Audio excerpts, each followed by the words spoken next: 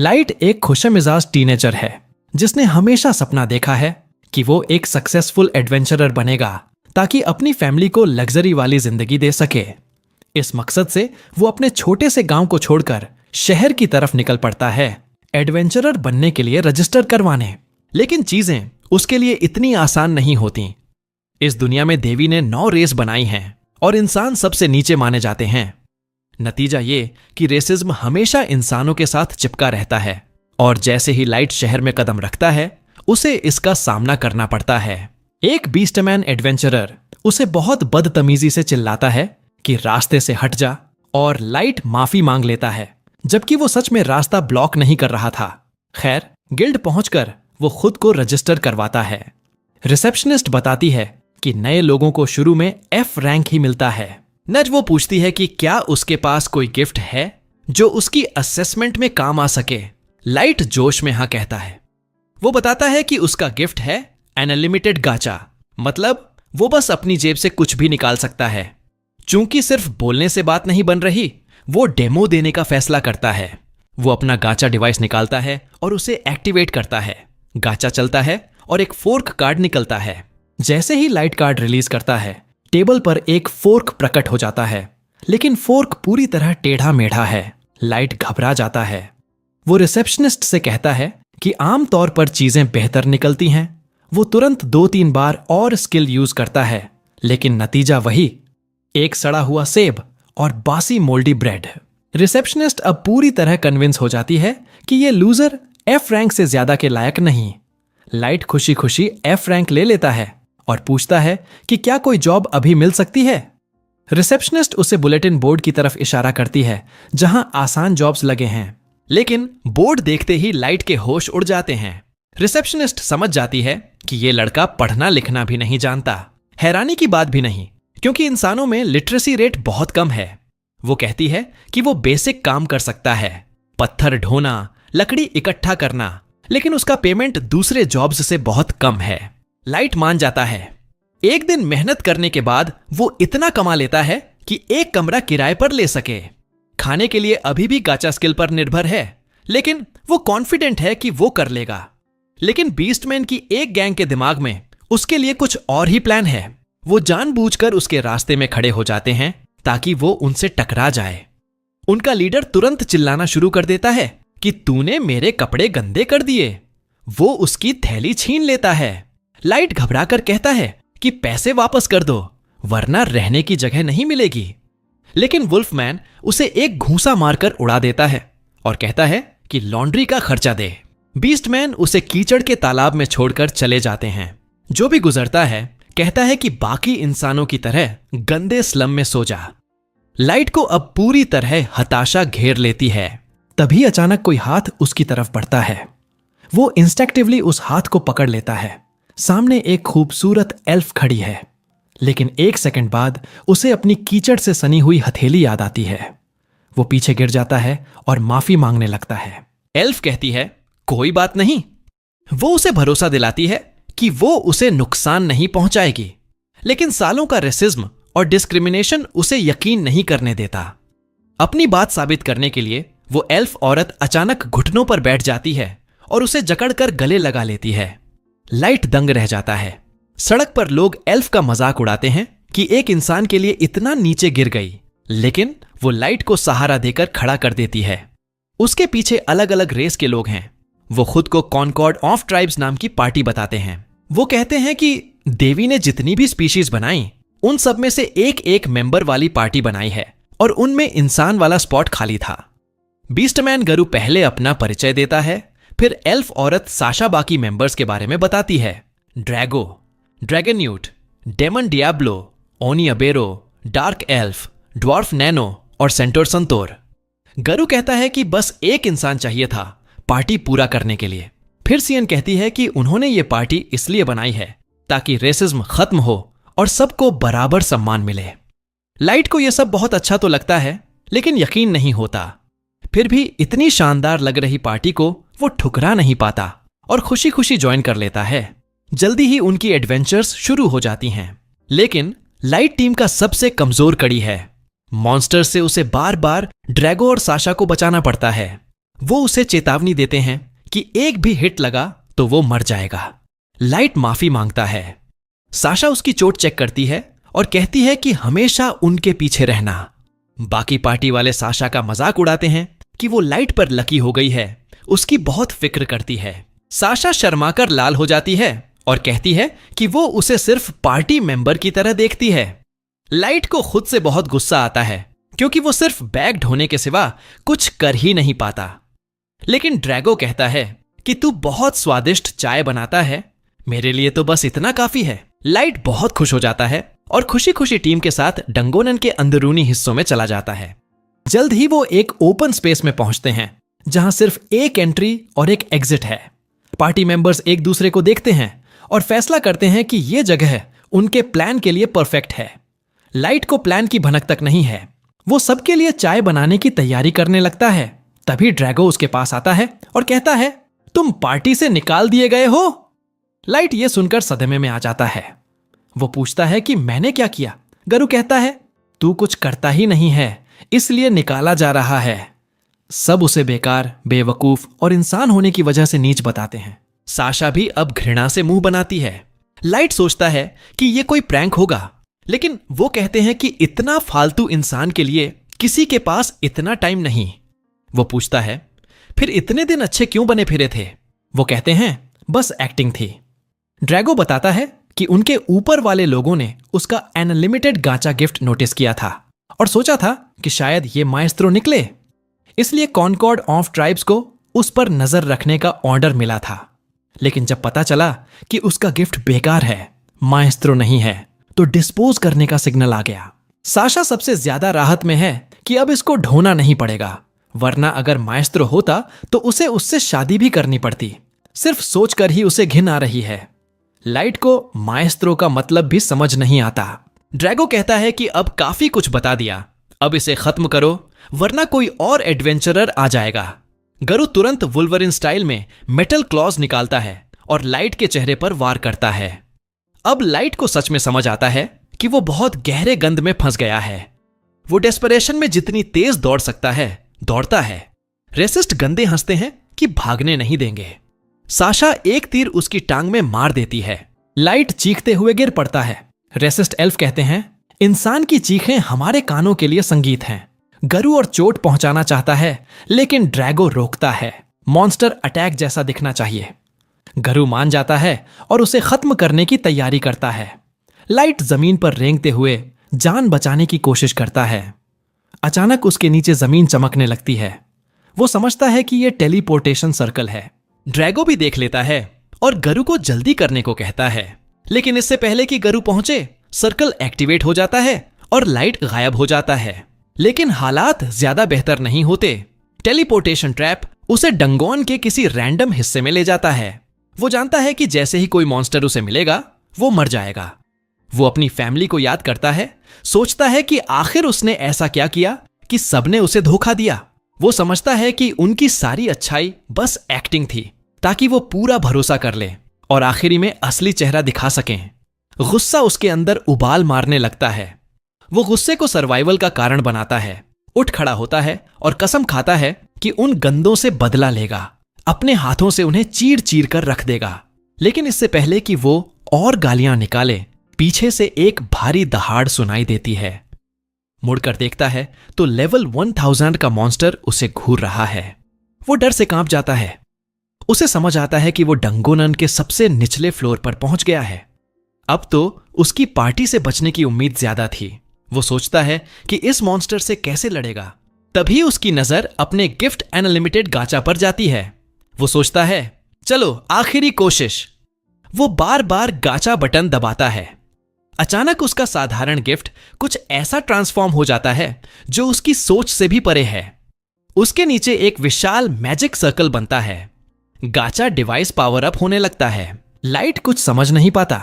ठीक उसी वक्त मॉन्स्टर उस पर झपटता है, लेकिन गाचा रोल पूरा हो चुका होता है। एक लेवल 9-99 की मेड सर्वेंट प्रकट होती है और एक ही पल में मॉन्स्टर को नेस्त नाबूद कर देती है। सब कुछ इतनी तेजी से होता है कि लाइट पलक झपकने से पहले खत्म हो जाता है। फिर वो ओनरा से भरी मेड उसके पास आती है, घुटनों पर बैठती है और उसकी सारी चोटें तुरंत ठीक कर देती है। कहती है, आपकी इतनी स्मूथ स्किन को इंजर्ड देखकर दिल नहीं मान रहा था, बिना इजाजत ही ठीक कर दिया। लाइट यकीन नहीं कर पाता कि वो बिल्कुल ठीक है। मेड उसका नाम पूछती है। वो बताता है लाइट। नाम सुनकर वो बहुत खुश हो जाती है। मेड्स कोड ऑफ ऑनर के नाम पर कसम खाती है कि वो मौत तक उसकी सेवा करेगी। लाइट कहता है, ठीक है, लेकिन पहले अपना नाम तो बता दो। वो खुद को Mei the ever seeking maid बताती है। कहती है कि वो उसके अनलिमिटेड गाचा के सुपर अल्ट्रा रेयर कार्ड से आई है। लाइट मानने को तैयार नहीं कि उसका बेकार गिफ्ट इतनी ओपी चीज दे सकता है। मेई उसकी परमिशन मांगती है कि उसके गिफ्ट को अप्रेजल स्किल से देख ले। लाइट तुरंत इजाजत देता है। मेई शेयरिंग से देखती है कि उसके गिफ्ट पर बहुत मजबूत कंसीलमेंट है। उससे नीचे लेवल वाले तो देख भी नहीं सकते। वो बताती है कि उसका अल्टीमेट गाचा जितना वो सोचता है उससे कहीं ज्यादा कमाल का है। कार्ड्स की रेयरिटी उस जगह की माना डेंसिटी पर डिपेंड करती है। सरफेस पर माना बहुत कम है, लेकिन डंगोनन की गहराई में हवा माना से भरी है। इसी वजह से वो निकल पाई। वो लाइट की हिम्मत की तारीफ करती है कि अकेला डंगोनन की गहराई में आ गया और गिफ्ट का पूरा पोटेंशियल अनलॉक कर दिया। लाइट रोते हुए कहता है कि वो तो लूजर है, अकेले तो डंगोनन के पास भी नहीं पहुंच पाया था। वो अपनी पार्टी के धोखे की बात बताता है। रोता है कि कैसे उन्होंने डिस्क्रिमिनेशन खत्म करने की बातें की, बस उसे फंसाने के लिए। वो कसम खाता है कि उन सबको सजा देगा। मेई उसे अचानक गले लगा लेती है। कहती है, मैं समझ नहीं सकती कि तुमने क्या सहा है, लेकिन जो चाहोगे वो करूंगी। उन हरामियों को तबाह करना मेरे लिए मुश्किल नहीं। लेकिन लाइट कहता है, नहीं, तुम नहीं कर सकती। ये दया नहीं है। मैं खुद अपने हाथों से बदला लेना चाहता हूं। अभी नहीं कर सकता क्योंकि मैं बहुत कमजोर हूं, लेकिन मैं कसम खाता हूं उन सबको पहले इतना दर्द दूंगा कि वो तड़प तड़प कर मरें, फिर खुद मारूंगा। मेई फिर घुटनों पर बैठती है और कहती है, अगर बदला लेने के लिए मजबूत बनना है तो मैं तुम्हारी पूरी मदद करूंगी। मुझे तुम में पोटेंशियल दिखता है। लाइट बस शुक्रिया कह पाता है। लेकिन वो सिर्फ एक ओपी मेड से संतुष्ट नहीं। वो डंगोनन के हाई माना एनवायरनमेंट का और फायदा उठाना चाहता है। वो फिर अनलिमिटेड गाचा चलाता है और ढेर सारी हाई क्लास मेड्स समन कर लेता है। वो एक किंगडम बनाता है जो उसके बड़े बदले की बेस बनेगा। 3 साल बीत जाते हैं उस खौफनाक दिन से। अब लाइट सैकड़ों मेड्स का राजा है। एक शानदार पैलेस में रहता है जो उसने खुद बनवाया है। मेई हमेशा उसके साथ है, जैसा उसने वादा किया था। सारी मेड्स उसके दीवानी हैं। वो उसे देखकर खुशी से चिल्लाती है, बस एक नजर मिल जाए तो जैसे जन्नत मिल गई। मेई उन्हें टोकती है कि थोड़ा संयम रखो। वो पैलेस से निकलता है और लोकल मार्केट की तरफ जाता है। सब उसे पहचानते हैं। एक वेंडर उसे नाश्ते के लिए बुलाता है, दूसरे स्नैक्स की शॉर्टेज की शिकायत करते हैं। लाइट वादा करता है कि जल्दी ठीक करवाएगा। मेई कहती है, इतने छोटे मोटे कामों की टेंशन मत लो, मैं अभी लॉजिस्टिक्स ठीक करवा देती हूं। लाइट सोचता है कि अब पॉपुलेशन इतनी बढ़ गई है कि एक नया सिस्टम बनाना पड़ेगा। वो मेई से पूछता है, बाकी मेरी लेजेंडरी समन्स कहां हैं? मेई बताती है, यूकी बीस्ट टेमर डंगोनन के आसपास के इलाके की मैपिंग कर रही है, जंगल स्काउट कर रही है कि कोई खतरा तो नहीं। लाइट सोचता है कि जंगल में मॉन्स्टर्स भरे पड़े हैं, लेकिन यूकी जैसी जीनियस बीस्ट टेमर के सामने वो सब कुछ नहीं। मेई आगे बताती है कि एली द मैज तुम्हारे ग्रैंड प्लान के मुताबिक स्पेशल मैजिक लाइन पर काम कर रही है। लाइट सोचता है कि इतने कॉम्प्लेक्स स्पेल्स हैं, पता नहीं वो हैंडल कर पाएगी। फिर पूछता है, नास वैम्पायर नाइट? मेई हंसते हुए कहती है, उसे पैलेस ग्राउंड्स की पेट्रोलिंग दी है ताकि वो अपनी खाली दिमाग से कोई नई मुसीबत न खड़ी कर ले। लाइट कहता है, कोई बात नहीं, वो रहती है तो माहौल में मजा आता है। जल्द ही वो पैलेस वापस लौटते हैं, जहां जैक उसके चारों में से आखिरी वाला लेजेंडरी समन्स से लाइट पूछता है कि क्या वो ट्रेनिंग के लिए तैयार है। मैं थोड़ा चिढ़कर जैक से कहती है कि उसे लाइट को मास्टर कहकर बुलाना चाहिए, प्रॉपर प्रोनाउंस यूज करो। लेकिन जैक तो पूरा सिग्मा है। वो इन सब फेमिनिस्ट गाली में यकीन नहीं रखता, तो वो पूरी तरह इग्नोर कर देता है। लाइट मे को कहता है कि कोई बात नहीं। वो जैक को बड़ा भाई मानता है और कहता है कि वो अब जैक के साथ ट्रेनिंग सेशन के लिए जा रहा है। ट्रेनिंग ग्राउंड में दोनों स्पार करने की तैयारी करते हैं। अचानक स्पीड के साथ लाइट अपने समन की तरफ दौड़ता है और सीधे उसकी वॉशबोर्ड एब्स में मुक्का मारकर उसे पीछे धकेल देता है। जैक लाइट की ताकत से खुश हो जाता है, कहता है कि कोई नॉर्मल एडवेंचरर होता तो इस मुक्के से मर जाता, लेकिन वो तो टैंक की तरह बना है, क्रेजी अमाउंट का डैमेज झेल सकता है। फिर दोनों बीच में मिलते हैं, मुक्के टकराते हैं, फिर पीछे हटते हैं। लाइट बैराज ऑफ स्ट्राइक्स मारता है, जैक सब डॉज कर लेता है। इधर नाज अभी भी कॉरिडोर में पेट्रोलिंग कर रही है, अपनी खाली छोटी सी सिर हिलाते हुए। कुछ दूसरी मेड्स उससे मिलती हैं और मीठी मीठी बातें करने लगती हैं कि नाज होने से सब सुरक्षित महसूस करते हैं, कोई खतरा नहीं रहता। नाज खुशी से फूल जाती है। मेड्स यही चाहती थीं। वो प्रैंक करने का प्लान बनाती हैं और कहती हैं कि लाइट के बेड चैम्बर चेक कर ले, कहीं कुछ गड़बड़ तो नहीं। नाज को ये आइडिया जबरदस्त लगता है और वो बेडरूम की तरफ भागती है। दरवाजा खोलने की कोशिश करती है तो अंदर से मे निकलती है। नाज पूछती है कि मे लाइट के बेडरूम में क्या कर रही थी, वो तो अभी ट्रेनिंग में होना चाहिए। मे झट से शर्मा जाती है, कहती है कि वो कमरा साफ कर रही थी जब वो बाहर था। नाज कहती है कि उसे चेक करना है, कोई खतरा तो नहीं। मैं कुछ कह पाती, उससे पहले ही नाज अंदर घुस जाती है और बिस्तर को देखकर बेवकूफी से बोलती है कि लगता है किसी ने बिस्तर पर लेटकर तकिए सूंघे हैं, लुढ़की है इधर उधर। क्या तुमने जानबूझकर ऐसा किया? मैं अपनी बेवकूफी का फायदा उठाती है और कॉन्फिडेंटली कहती है कि ये उसका स्पेशल बेड मेकिंग स्टाइल है। नाज इंप्रेस हो जाती है और पूछती है कि क्या वो भी सीख सकती है, लेकिन मैं मना कर देती है। कहती है कि यह स्पेशल ट्रेड सीक्रेट है, अभी नहीं बता सकती। फिर नाज को याद आता है कि मेड्स ने मे को मैसेज भी देने को कहा था। वो एक पर्चमेंट निकालकर मे को देती है। मे देखती है कि बाकी मेड्स उसके खिलाफ बगावत कर रही हैं, क्योंकि वो लाइट के बेडरूम पर कब्जा जमाए बैठी है, कभी उन्हें क्लीन करने नहीं देती। मे नाज से कहती है कि टेंशन मत ले, मैं खुद संभाल लूंगी, और नाज को चुप रहने के लिए कुछ स्पेयर चेंज थमा देती है। नाज खुशी खुशी लेती है और निकल लेती है। सीधे मार्केट पहुंचकर वो देखती है कि कितना खाना ले सकती है। आखिर में फ्लफी पैनकेक्स और फ्रेश मिल्क लेने का फैसला करती है। खुश खुश किले की तरफ लौटती है तो बालकनी पर युक्की बैठी दिखती है। पूछती है कि फॉरेस्ट का काम खत्म हुआ क्या, मेरी बकवास से तंग आ गई क्या? युकी बताती है कि मैं के लिए मैप बना लिया है, अब डिलीवर करने आई हूं। नाज उसे बधाई देती है और फिर पेट्रोल ड्यूटी पर लौट जाती है। फिर थ्रोन रूम में घुसती है। वहां कोई नहीं होता तो वो जोर जोर से चिल्लाने लगती है।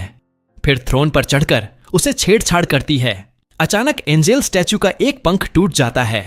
मे से डरकर वो जल्दी जल्दी उसे वापस जोड़ती है और जान बचाकर भाग जाती है। ट्रेनिंग ग्राउंड में लाइट और जैक की लड़ाई जारी रहती है। जैक कहता है, आज के लिए बस करो, अब बाथरूम चलते हैं। विशाल बाथटब में बैठकर जैक लाइट की तारीफ करता है कि वो इतनी जल्दी सब स्किल्स सीख गया। कहता है कि अब डंगो अनन की ज्यादातर क्रिएचर्स उसके लिए बच्चों का खेल हैं। सरफेस पर भी बहुत कम लोग उसे चैलेंज कर सकते हैं, लेकिन चेतावनी भी देता है कि कुछ लोग ऐसे हैं जो पहली मौके पर उसे खत्म करना चाहेंगे। लाइट सीरियस हो जाता है। 3 साल पहले वाली बेवफाई याद आती है। कहता है कि बदला लेकर ही दम लूंगा। इधर मैं अपने चैम्बर में चारों परेशान करने वाली मेड्स को बुलाती है और पूछती है कि क्या प्रॉब्लम है तुम लोगों की। उनका लेटर पढ़कर सुनाती है। सामने मे को देखकर चारों चुप हो जाती हैं। माफी मांगती हैं कि बस सपोर्ट दिखाने का तरीका था, तुम ओवरवर्क्ड हो। मे कहती है, मेरी फिक्र मत करो, अपना काम देखो। लाइट के चैम्बर क्लीन करने की रिक्वेस्ट ठुकरा देती है और सजा के तौर पर थ्रोन रूम तक जाने वाले हॉलवे को हाथ से साफ करने का ऑर्डर देती है। मेड्स हैरान हो जाती हैं कि हॉलवे बहुत लंबा है, लेकिन मे कहती है कि व्यस्त रहोगी, तब तक मैं लाइट के साथ मिशन पर बाहर रहूंगी। बाहर नाज एक दुकान की खिड़की से चिपकी एक गॉन्टलेट देख रही है। खरीदना चाहती है पर पैसे नहीं हैं। तभी एली से टकरा जाती है। एली पूछती है, क्या देख रही है? नाज गॉन्टलेट दिखाती है और पूछती है, तू इतनी जल्दी वापस कैसे? नई कंस्ट्रक्शन देखना था ना? एली कहती है, सब स्मूथ चल रहा है तो ब्रेक मार लिया। फिर दोनों लाइट को लेकर बहस करने लगती हैं कि कौन ज्यादा क्लोज है, कौन ज्यादा इंपॉर्टेंट है। एली कहती है, वो रिवेंज प्लान में डायरेक्ट इन्वॉल्व है, तुझसे अलग। हाल ही में लाइट के साथ चाय पीकर प्रोग्रेस डिस्कस किया था, अगली बार प्राइवेट डिनर प्लान करूंगी। नाज कहती है, मुझे भी मास्टर के साथ चाय पीनी है। फिर कहती है कि वो क्लोज क्वार्टर्स कॉम्बैट में एक्सपर्ट है, जरूरत पड़े तो बुला लेना। एली मुस्कुराकर कहती है, जरूर यूज करूंगी। नाज फिर अपनी बेवकूफ ड्यूटी पर लौट जाती है। किले में चारों मेड्स मे के खिलाफ प्लॉट कर रही हैं। कहती हैं कि मे तो जर्मनी वाले गुस्सैल मूंछ वाले आदमी से भी बदतर है। सोचती हैं कि क्या लाइट से जाके चुगली करें, लेकिन मे का गुस्सा याद आते ही डर जाती हैं। एक कहती है कि लाइट मे को इतना चाहता है क्योंकि वो उसकी पहली समन थी। पर्पल हेयर वाली कहती है कि उसके बाद 2 महीने बाद युकी को समन किया, मतलब 2 पूरे महीने सिर्फ मे और लाइट डंगोनन में अकेले थे। सब जलन से पागल होकर फर्श पर लौटने लगती हैं, अजीब हरकतें करने लगती हैं, फिर टेबल पर बैठकर वुडू मैजिक करने लगती हैं, मर जा चैंट करती हैं ताकि मे रास्ते से हट जाए। बदकिस्मती से मे सब सुन लेती है और उनके कमरे में घुसकर उन्हें घेर लेती है। चारों तुरंत माफी मांगने लगती हैं कि बस थोड़ी जलन थी, कुछ मतलब नहीं था। मे कहती है कि इन सब फैंटेसी बंद करो। जब मैं समन हुई थी और युक्की के आने तक के 2 महीने में लाइट हर तरह का मैजिक सीख रहा था, हर मार्शल आर्ट प्रैक्टिस कर रहा था। इतना टाइम कहां था कुछ और करने का। मेड्स को थोड़ी राहत मिलती है। मे कहती है कि मैं सोच कर आई थी कि शायद मैं तुम लोगों पर बहुत सख्त थी, लेकिन अब लगता है उतनी सख्त भी नहीं थी। तो अब थ्रोन रूम भी साफ कर दो।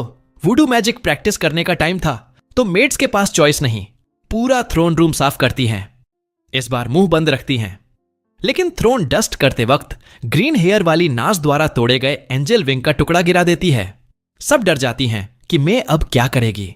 अगली सुबह लाइट डंगोनेन में जाता है तो नाज, एली और युकी पहले से इंतजार कर रही होती हैं।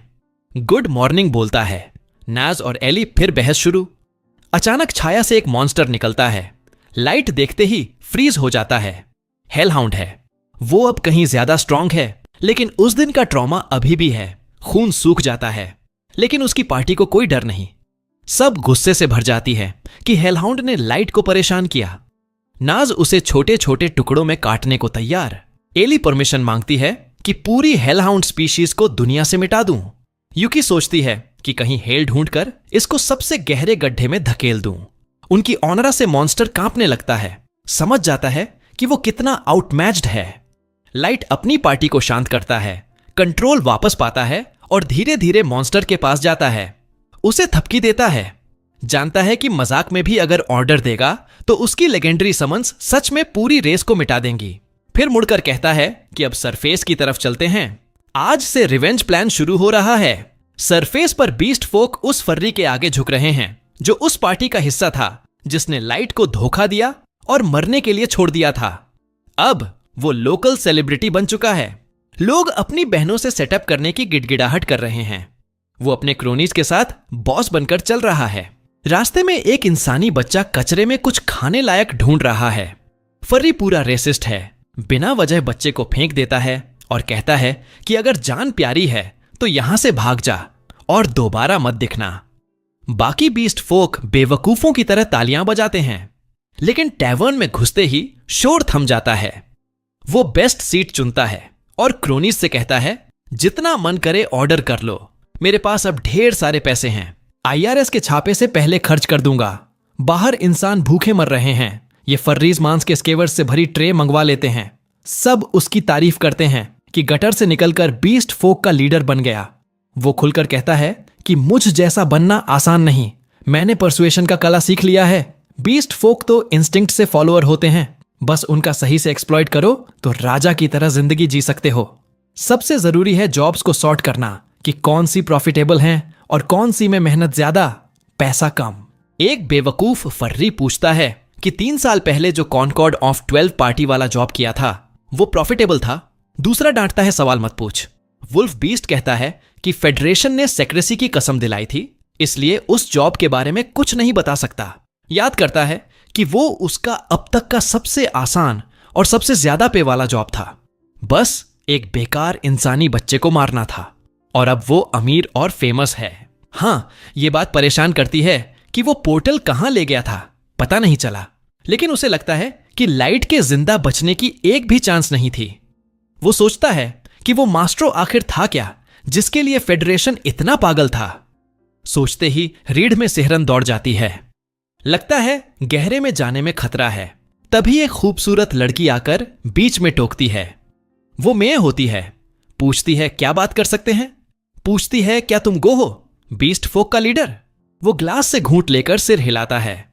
मे झूठ बोलती है कि वो मास्टर लाइट की मेट थी जो नोबल फैमिली से था। ग्रो हैरान हो जाता है कि लाइट नोबल था।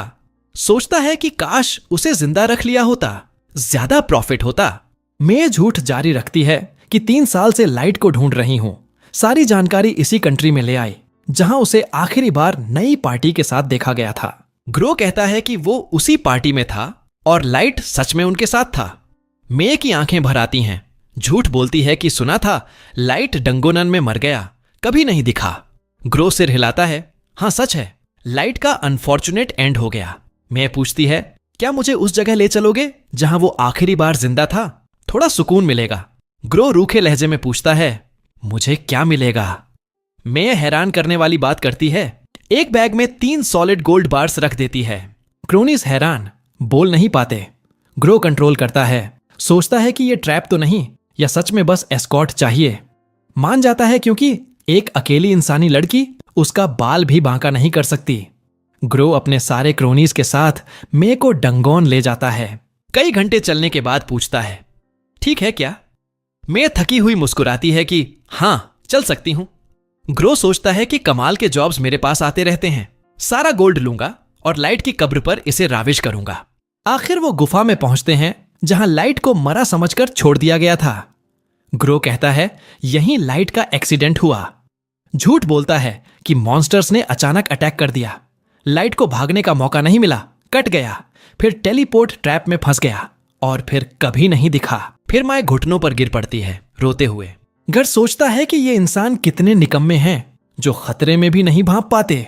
उसके गुंडे अपनी पोजीशन लेने लगते हैं, इकलौते निकास को ब्लॉक कर देते हैं। घर बेशर्मी से झूठ बोलता रहता है कि उसने लाइट को बचाने की कोशिश की लेकिन नहीं बचा पाया। ठीक जब वो हमला करने वाला था, माए की आवाज अचानक बदल जाती है। वो कहती है, जमीन पर सबसे नीच प्राणी वही हैं जो किसी मासूम दिल इंसान जैसे लाइट को धोखा दे सकते हैं। उसे गंदी जेल में ले जाकर फिर पीठ में छुरा घोंप दें। वो चारों तरफ देखती है, मन ही मन सोचती है, अगर वो थोड़ा पहले लाइट की सेवा में आ जाती तो शायद उसे कभी लात न मारते, पैर में तीर न मारते, मार मार कर उसकी जान पर बन न आती। घर को तुरंत खतरा महसूस होता है। वो पीछे छलांग लगाता है। ये औरत ये सब कैसे जानती है भाई? उसके गुंडे कंफ्यूज हैं, उन्हें पूरी बात का पता ही नहीं। लेकिन घर को पता है ये बात सिर्फ उसके पारो पार्टी मेंबर्स और कुछ टॉप एलिट्स ही जान सकते हैं। वो गुस्से से चिल्लाता है, तू किसके लिए काम करती है? दुश्मन कबीले ने जासूस भेजा है क्या? माए ठहाका लगाकर कहती है, मैं सिर्फ लाइट के लिए काम करती हूं और अब तुझे मेरे गुस्से का सामना करना पड़ेगा। उसके शरीर से निकलती एनर्जी इतनी भयानक है कि घर के रोंगटे खड़े हो जाते हैं। खुद को याद दिलाता है ये तो बस एक निकम्मी इंसान औरत है, इस्तेमाल करके फेंक देने वाली चीज। फिर भी उसकी रीढ़ में सिहरन दौड़ जाती है। उसकी इंस्टिंक्ट चीख रही है, अगर इस औरत से पंगा लिया तो मर जाएगा। तभी अंधेरे कोने से लाइट की आवाज आती है, माए शांत हो जा, घर से मैं खुद निपट लूंगा। घर उस आवाज पर यकीन नहीं कर पाता। फिर लाइट सामने आता है, ऐसे ग्रीट करता है जैसे सालों बाद दोस्त मिला हो। घर भाई, 3 साल पहले जो तूने किया था उसका हिसाब चुकाने आया हूं। घर हंस पड़ता है, कॉन्फिडेंस वापस आ जाता है। हाँ हाँ हाँ, कभी सोचा नहीं था तुझे दोबारा देखूंगा। लेवल 15 का कचरा इंसान लेवल 150 का रेड बॉस मेरे सामने क्या कर लेगा? तेरे बचने का राज नहीं पता, लेकिन अब मैं खुद तेरी लाश को सबूत के तौर पर ले जाऊंगा। लाइट आह भरता है, तुझे मेरी ये छोटी सी मेड कितनी ताकतवर है ये भी नहीं जानना। घर कहता है, पता नहीं कितनी ताकत है तेरी नौकरानी में, लेकिन इंसान कभी बीस्ट फॉक से तुलना नहीं कर सकते। मेरे सारे आदमी लेवल 130 से ऊपर हैं, तुम दोनों को रौंद कर निकल जाएंगे। बस इतना कहते ही वो ऑर्डर देता है, अटैक। 2 गुंडे लाइट की तरफ झपटते हैं, उसकी जान लेने को तैयार। पलक झपकते ही माए उनके सामने आ खड़ी होती है। दोनों के सिर धड़ से अलग होकर एक जगह गिरते हैं, बेजान शरीर धराशायी। माए चेतावनी देती है, जो भी लाइट को धमकी देगा उसका सिर धड़ से अलग हो जाएगा। लाइट कहता है, माया पीछे हट, बस सभी एग्जिट ब्लॉक कर, मुझे भी मजा लेना है। घर के आदमी अब डर के मारे हिल नहीं पा रहे। घर उन्हें हिम्मत देता है, ये बस कोई सस्ता ट्रिक था, कुछ नहीं हुआ। लाइट पूछता है, अभी भी मानता है कि इंसान तुमसे कमजोर हैं? कभी सोचा कि शायद इंसान ही सबसे ताकतवर रेस है? घर हंसता है, अपना लेवल फ्लेक्स करता है। लाइट कहता है, लेवल सिर्फ एक नंबर है, असली ताकत का इससे कोई लेना देना नहीं। घर को और गुस्सा आता है। वो अपने सारे गुंडों के साथ लाइट पर टूट पड़ता है, लेकिन लाइट पानी की तरह शांत खड़ा रहता है। अचानक काउंटर अटैक में फट पड़ता है, हर एक को ब्लॉक करता है, मारता है, सबको सांस फूलने तक पटक देता है। लाइट घर के पास जाता है। अभी भी लगता है इंसान कमजोर है। गर अपमान सह नहीं पाता, दर्द के बावजूद उछलता है। कोई इंसान मुझसे मैच नहीं कर सकता। वो जेब से मैजिक क्रिस्टल निकालकर जमीन पर पटकता है। उसका फेमिलियर आता है। लेवल 5 सोड का वुल्फ मॉन्स्टर डॉट लाइट कहता है। बस इतना ही जोर बना पाया। गर सोचता है लाइट डर के मारे हक्का बक्का है। अब गिड़गिड़ा, अपनी जान मांग। लाइट शांत खड़ा रहता है। आजा, अटैक कर, मैं 1 इंच भी नहीं हिलूंगा। गर गुस्से से पागल हो जाता है। अपने बीस्ट को ऑर्डर देता है। पूरे शहर को मिटा देने वाला ब्लास्ट। धूल छोड़ती है। गर का मुंह खुला रह जाता है। लाइट वैसा का वैसा खड़ा है, बिना एक खरोंच के। लाइट मजाक उड़ाता है। इतना फैंसी नाम दिया हमले को, और बस धूल उड़ी। गर के आदमी अब पेशाब कर रहे हैं डर से। लाइट कहता है, अब मेरी बारी। वो एक कार्ड निकालता है, जैसे यूगी-ओ में। लेवल 9000 का ultra rare primal wolf god card release करता है। पीछे चमकता हुआ पारदर्शी वुल्फ गॉड प्रकट होता है। सब फुर्रीज हैरान। लाइट ऑर्डर देता है, गर के फेमिलियर को मार डालो। वुल्फ गॉड बस हल्की सांस छोड़ता है।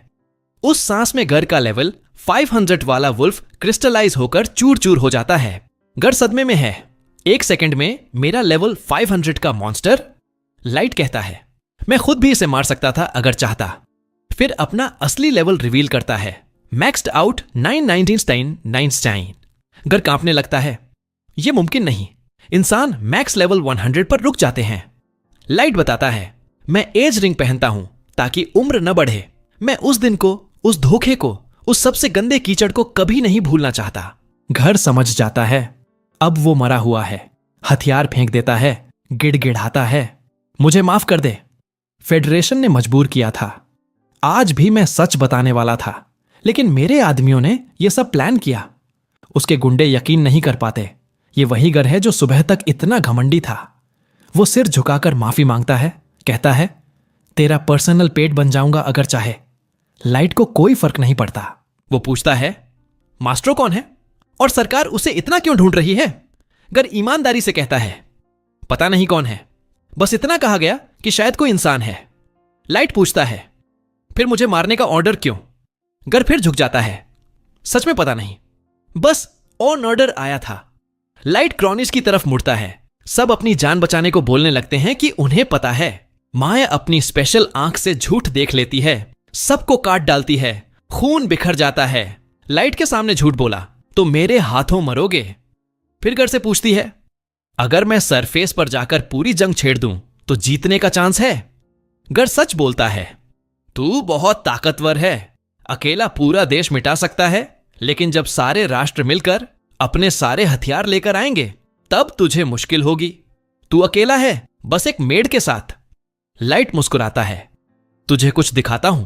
टेलीपोर्टेशन मैजिक से सबको अपने थ्रोन रूम में ले जाता है। गर पागल होने की कगार पर पहुंच जाता है। लाइट की आर्मी देखकर सबसे कम लेवल 1500 का पॉन, 4 लेवल 999 की मेट्स और अनगिनत 6000 से 9000 लेवल वाले। गर बोल नहीं पाता, आंसू गिरता है, समझ जाता है लाइट पूरी प्लेनेट को पलक झपकते मिटा सकता है। यह तो भगवान बन चुका है। जंग छिड़ी तो क्या होगा? कुछ महीने बाद लाइट डंगों की गहराई से बाहर निकलता है। अपनी पार्टी के साथ पुराने गांव जाता है, परिवार को दिखाने कि अब वो इतना ताकतवर हो चुका है कि हमेशा उनकी देखभाल कर सकता है। लेकिन गांव पहुंचते ही उसकी आंखों में खुशी की जगह सदमा और डर भर जाता है। पूरे गांव का हाल देखकर वो दौड़ता है, जमीन पर गिर पड़ता है, बिल्कुल बेबस। माए और बाकी सब उसे सांत्वना देते हैं, वादा करते हैं, जिसने भी ये किया उससे बदला लेंगे। बस एक उम्मीद बची थी। गांव में खोजने पर परिवार की लाशें नहीं मिली। शायद बच गए हों, कहीं छिपे हों।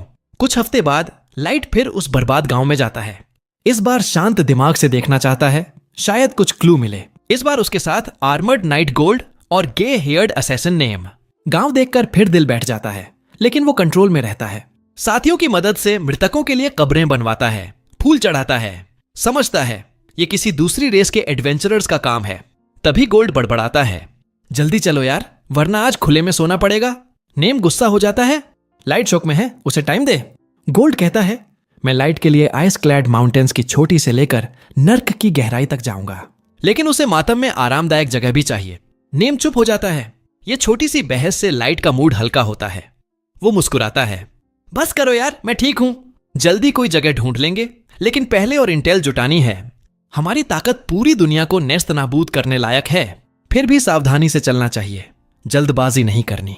गोल्ड सहमत होता है। दुश्मन को उतना ही जानना चाहिए जितना खुद को, तभी जंग बिना गड़बड़ के जीती जाती है। लाइट कहता है, सभी नेशंस की ताकत पहले पता करनी है, और मेरे गांव पर हमला शायद इसलिए हुआ क्योंकि मुझे मास्ट्रो समझा गया। जिस सीक्रेट सोसाइटी ने मुझे मौत का फरमान सुनाया था, वो पूरे गांव को मार डाले। ये गुस्सा मुझे अंदर तक जला रहा है। पूरी दुनिया जला दूंगा, सिर्फ बुराई को जड़ से उखाड़ फेंकने के लिए। नेम उसकी औंदरा से सहम जाता है। गोल्ड उसे शांत करता है। शहर में गुस्सा कंट्रोल रखना, अभी नरसंहार नहीं करना। लाइट होश में आता है। एक बदसूरत एड्जी मास्क निकालता है। वे शहर डोगास की तरफ उड़ते हैं। रास्ते में मिम पूछता है, शहर में क्या प्लान है? लाइट बताता है, शुरुआत में लो प्रोफाइल रखना है। कॉनकॉर्ड ऑनफर 12 को शक नहीं होना चाहिए। एडवेंचरर्स गिल्ड में रजिस्टर होंगे। पार्टी रैंक जितनी ऊपर ले जा सकें उतनी ऊपर। जितनी ऊंची रैंक उतनी ज्यादा इंटेल मिलेगी। लोग मदद मांगेंगे या फेवर में आने की कोशिश करेंगे। गोल्ड कहता है, प्लान जबरदस्त है, लेकिन क्या हमें पैदल चलना चाहिए? उड़ते हुए बहुत अट्रैक्ट होंगे। लाइट सहमत होता है। वे जमीन पर उतरते हैं, पैदल चलने लगते हैं। जंगल में आगे से चीखें सुनाई देती हैं। कुछ ड्वार्फ्स एक आदमी और उसकी बेटी को घेर कर लूट रहे हैं। ड्वार्फ्स गोल्ड के चमकते आर्मर को देखते हैं, चिल्लाते हैं, बाहर आओ। लाइट अपने सर्वेंट्स को ऑर्डर देता है, इन छोटे छोटे मिडगेट्स को संभालो। नेम 2 मिनट में सबको नेस्तनाबूद कर देता है, सब बंधे हुए जंगल के बीच में। शुक्रिया के तौर पर वो आदमी उन्हें डोगास तक लिफ्ट ऑफर करता है। छोटी लड़की बहुत इंप्रेस है। इंसान ने ड्वार्फ को हराया? कभी सुना नहीं, आदमी कहता है। बहुत रेयर है ऐसे ताकतवर इंसान मिलना। लाइट से पूछता है, क्या आप कोई फेमस एडवेंचर पार्टी हो? लाइट सच बोलता है, अभी तक रजिस्टर भी नहीं हुए। आदमी हैरान, तो तुम सही जगह आए हो। डोगास शहर ड्वार्फ किंगडम की बॉर्डर पर है, ह्यूमन और एल्वन किंगडम से जुड़ा हुआ। यहां ढेर सारे डंगोनन, एडवेंचरर्स, झगड़े भी और ट्रेड भी खूब। इंसानों में बहुत पॉपुलर है। मनुष्यों के साथ अक्सर कई जगहों पर भेदभाव होता है, लेकिन वही खुद एक सराय चलाता है जहां हर नस्ल के लोगों को बराबर सम्मान मिलता है। लाइट और उसकी पार्टी शहर के प्रवेश द्वार पर गाड़ी से उतरते हैं और उस आदमी को धन्यवाद देते हैं जो उन्हें कहता है कि उसे कर्नल बुलाएं, और अगर रात गुजारने का मन हो तो उसकी सराय में आने का न्योता देता है। शहर के अंदर घुसते ही वे हलचल और चमक दमक में खो जाते हैं। हर कोने पर दुकानें जहां हथियार और कवच बिक रहे हैं, जबकि नन्हे मोटे ड्वार्फ्स वाले फोर्ज में तलवारें ढाल बनाते हुए सड़कों को रोशन कर रहे हैं। शहर की शान देखकर वे एडवेंचरर्स गिल्ड की तरफ बढ़ते हैं, जहां एक बड़ा हॉल है। लोग क्वेस्ट बोर्ड्स के इर्द गिर्द जमा हैं। लाइट को नजर आता है कि यहां भी ढेर सारे ह्यूमन एडवेंचरर्स हैं, लेकिन नफरत अभी भी बरकरार है। दूसरी रेसेस के एडवेंचरर्स के लिए रास्ता छोड़ते हुए ह्यूमंस पीछे हट जाते हैं। फिलहाल लाइट इसे अनदेखा करता है और सीधा रजिस्ट्रेशन डेस्क की तरफ जाता है, जहां उन्हें रैंक दी जाती है। नेम इससे गुस्से में आग बबूला हो जाती है। वो डेस्क वाली औरत से कहती है, अपनी एटीट्यूड ठीक कर ले, वरना कोई और ठीक कर देगा। वो रिसेप्शनिस्ट से कहती है, रैंक दोबारा चेक करो। लाइट बेहद ताकतवर है, कम से कम एस रैंक तो बनता है, लेकिन रिसेप्शनिस्ट को कोई फर्क नहीं पड़ता। वो बस कहती है, अपनी बदबूदार ह्यूमन वाली खुद को पीछे हटा और जो रैंक दी है वही स्वीकार कर। नेम कुछ कहने से पहले ही लाइट उसे रोक देता है। रिसेप्शनिस्ट से माफी मांगता है, रैंक ग्रेसफुली लेता है और बाहर निकल जाता है। बाहर आते ही नेम लाइट से माफी मांगने लगती है कि उसने सब बिगाड़ दिया, लेकिन लाइट उसे शांत होने को कहता है और पार्टी को कर्नल की सराय ले जाता है। कर्नल उन्हें दोबारा देखकर खुश होता है और पूछता है, क्या चाहिए? लाइट कहता है कि मेरी एक अजीब सी रिक्वेस्ट है। वो पूरे ऊपरी माले को 1 महीने के लिए किराए पर लेना चाहता है, जिसमें सिर्फ वो और उसकी पार्टी रहेंगी। स्टाफ के सदस्य भी नहीं जा पाएंगे। वो पहले से माफी मांगता है कि इससे परेशानी हो सकती है, लेकिन यह बहुत जरूरी है। वो एक थैला सोने के सिक्कों से भरा निकालता है, लेकिन कर्नल मना कर देता है। कहता है, जिसने मेरी जान बचाई उससे पैसे कैसे ले सकता हूं? लाइट जिद करता है। आखिरकार कर्नल मान जाता है। ऊपरी माले पर पहुंचते ही लाइट अलग अलग मैजिकल बैरियर्स लगाता है ताकि कोई झांक न सके। फिर मास्क और क्लोक उतार देता है। आराम करते हुए नेम फिर कहती है कि लाइट को पीछे रहना चाहिए था। वो और गोल्ड सारी जानकारी इकट्ठा कर लेते, क्योंकि लाइट कितना भी ताकतवर हो, प्रिकॉशंस कभी ज्यादा नहीं हो सकते। ये सुनकर लाइट का गुस्सा फट पड़ता है। वो उठ खड़ा होता है और पूछता है, क्या तू मेरा बदला रोकना चाहती है? क्या तू नहीं चाहती कि मैं उन लोगों को सजा दूं जिन्होंने मेरे गांव और परिवार को तबाह किया? उसी मौत और तबाही की औरा फिर लौट आती है। नेम डर से जमीन पर गिर पड़ती है, हाथ जोड़कर माफी मांगती है कि उसने कभी ऑफेंड करने की नियत नहीं की। लाइट आखिरकार शांत होता है और माफी मांगता है। वो जानता है नेम बस उसकी सेफ्टी चाहती है। अगली सुबह वे डंजन में जाने के लिए तैयार होते हैं। कपड़े बदलकर डंजन के मुख्य द्वार तक पहुंचते हैं, जहां लंबी लाइन लगी है। अचानक 3 हुडेड फिगर्स, एक group of young human adventurers के आगे से लाइन काटते हैं। उनके कॉन्फिडेंस से साफ है कि वे किसी और रेस के हैं। बाकी ह्यूमंस डरकर चुप रहते हैं, लेकिन लाइट बोल पड़ता है, लाइन में सबके पीछे जाओ जैसे बाकी सब जा रहे हैं। एक हुडेड आदमी गुस्से और हैरानी से मुड़ता है। उसे यकीन नहीं कि कोई ह्यूमन उससे बात करने की हिम्मत कर सकता है। लाइट कहता है, अगर तू किसी नोबल फैमिली से है तो शायद सीन नहीं क्रिएट करना चाहेगा। लेकिन वो गुस्से में अपना हथियार निकालने लगता है, पर उसके साथी उसे रोक लेते हैं और वे लाइन से हट जाते हैं। जाते जाते वो लाइट से कहता है, ये खत्म नहीं हुआ। सारे ह्यूमंस लाइट की तारीफ करते हैं, कहते हैं उनके पास कभी इतनी हिम्मत नहीं होती कि दूसरी रेसेस से टकरा पाते। आगे वाले यंग एडवेंचरर्स पूछते हैं कि तुम लोग सप्लाईज क्यों नहीं लाए? ये डंजन बहुत बड़ा है, क्लियर करने में कई दिन लग सकते हैं, इसलिए एडवेंचरर्स रात को कैंप करने के लिए सामान लाते हैं। जल्द ही वे डंजन में दाखिल होते हैं, एक पूरी नई दुनिया अपने मॉन्स्टर्स और क्रीचर्स के साथ। जब लाइट को यकीन हो जाता है कि कोई देख नहीं रहा, वो कंसीलमेंट मैजिक इस्तेमाल करता है और फिर फ्लाइट मैजिक, ताकि वे उड़ते हुए डंजन पार कर सकें बिना किसी को पता चले। इधर जंगल के बीच में हुडेड आदमी अपना क्लोक उतारता है। वो अभी भी गुस्से में है कि एक छोटा सा ह्यूमन कैसे उसका अपमान कर सकता है। वो अपनी पीठ से विशाल तलवार निकालता है और चिल्लाता है, मेरा नाम काइडो है, सबसे कम उम्र का एल्फ जो एलीट व्हाइट नाइट्स में शामिल हुआ।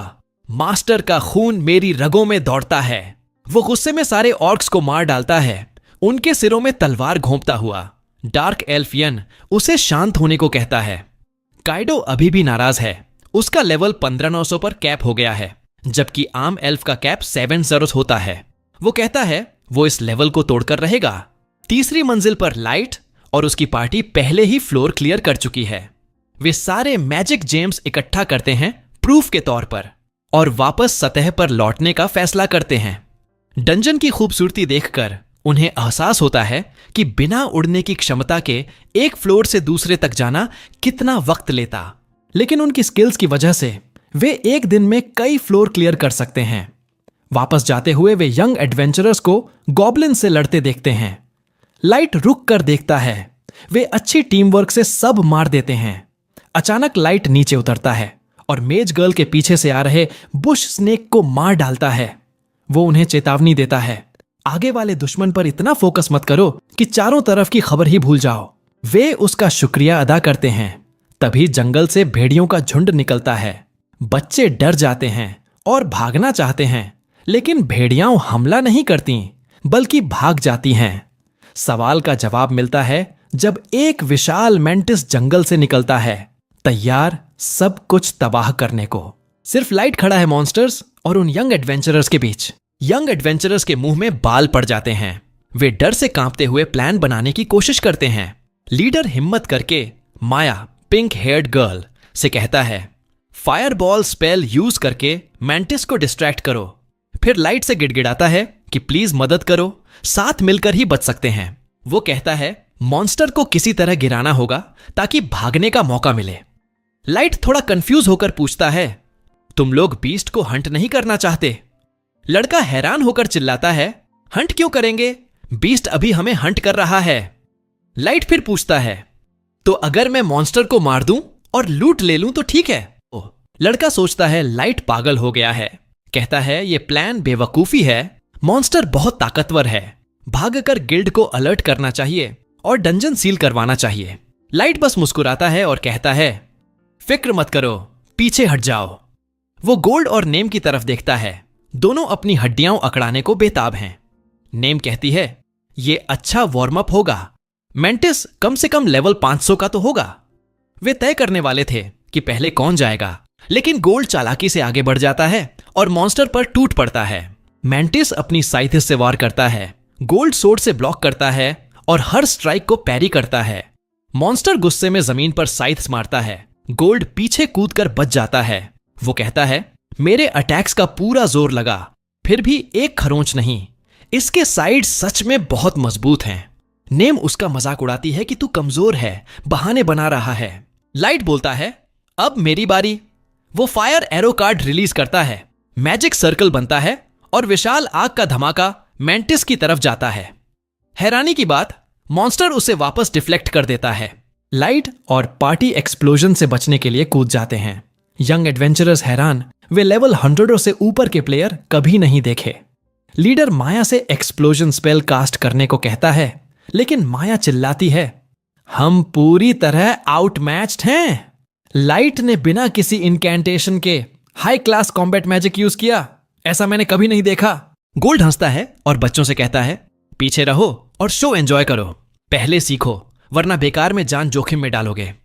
वो उन्हें सिखाने लगता है कि नाइट कैसे लड़ता है, शील्ड से डिफेंड करते हुए सोर्ड से अटैक कैसे करना है। बात करते करते उसकी पीठ मेंटिस की तरफ होती है। मॉन्स्टर मौका समझकर अटैक करता है। बच्चे डर से चीख नहीं पाते, लेकिन गोल्ड को जरूरत ही नहीं। वो शील्ड से इतनी प्रिसीजन से ब्लॉक करता है कि मेंटिस की साइथ पूरी तरह टूट जाती है। मॉन्स्टर दर्द से चीखता है, खून छूटने लगता है। गोल्ड बच्चों को बताता है, well timed shield counter attack अक्सर सोर्ड अटैक से ज्यादा ताकतवर होता है। फिर वो पलटता है और मेंटिस को ऑफ गार्ड पकड़कर एक लेग पूरी तरह काट डालता है। बच्चे दंग रह जाते हैं। लाइट भी अपना जलवा दिखाता है, फिर फायर एरो यूज करता है। मेंटिस उसे पहले की तरह स्वॉट करता है, लेकिन इस बार लाइट प्रोजेक्टाइल को कंट्रोल करता है और पीछे से अचानक हिट कर देता है। वो फायर ब्लास्ट्स को इधर उधर से कंट्रोल करके मेंटिस को चारों तरफ से मारता है, पूरी तरह ओवरवेल्म कर देता है। माया स्तब्ध है। प्रोजेक्टाइल को इच्छानुसार कंट्रोल करना उसने कभी नहीं देखा। लाइट पिन पॉइंट एक्यूरेसी से फायर एरोज मारता है और मेंटिस की एक साइथ उड़ा देता है। मॉन्स्टर समझ जाता है कि ये लड़ाई नहीं जीत सकता। वो बाकी लिम्स पर भागने लगता है।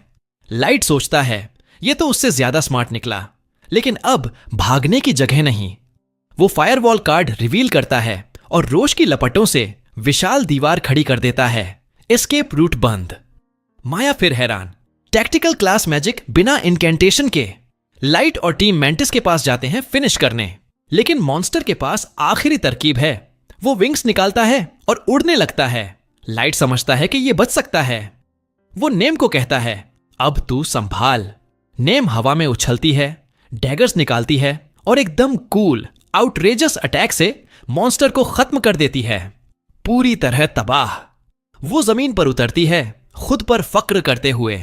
लेकिन गोल्ड उसे हकीकत में लाता है। तेरे कूल अटैक की खातिर सारे यूजफुल पार्ट्स बर्बाद कर दिए जो बेच सकते थे।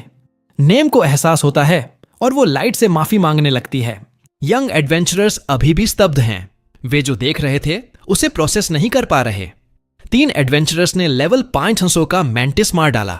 ये उनके लिए अविश्वसनीय है। वे सोचते हैं, ये लोग आखिर हैं कौन? लाइट नेम से कहता है, फिक्र मत कर, रास्ते में और मॉन्स्टर्स मार लेंगे। तभी एक एडवेंचरर मॉन्स्टर के कोर से मैजिक जेम निकालता है, सबसे इंपॉर्टेंट लूट। नेम का मूड तुरंत ठीक हो जाता है। अब रैंक अप हो जाएगा। यंग एडवेंचरर्स का लीडर लाइट से पूछता है, क्या आप कोई सुपर फेमस पार्टी हो? B rank, A rank, S rank? Light शांति से कहता है, हम नए एडवेंचरर्स हैं, अभी फ्रैंक रैंक पर हैं। यह सुनकर बच्चे और ज्यादा स्तब्ध। वे खुद इससे ऊपर हैं। माया तुरंत वाटर बॉल बनाती है और लाइट की पार्टी को ऑफर करती है कि साफ हो जाओ। लाइट शुक्रिया अदा करता है। बच्चे कहते हैं, अगर आप लोग न होते तो आज मेंटिस के हाथों हम मर चुके होते। फिर लीडर ऑफर करता है कि सूरज ढल रहा है। रात को डंजन में घूमना सबसे मजबूत एडवेंचरर्स के लिए भी खतरनाक है। हमारे कैंप में रात गुजार लो। वैसे भी माया को लाइट से बहुत बात करनी है। माया आज जितनी जादू देखी थी वो सब कुछ अभी भी उसके दिमाग में घूम रहा था। लाइट उसका न्योता कबूल कर लेता है और उनके कैंप में शामिल हो जाता है, जहां वो सब डिनर करने लगते हैं। माया लाइट से ढेर सारे सवाल पूछने लगती है।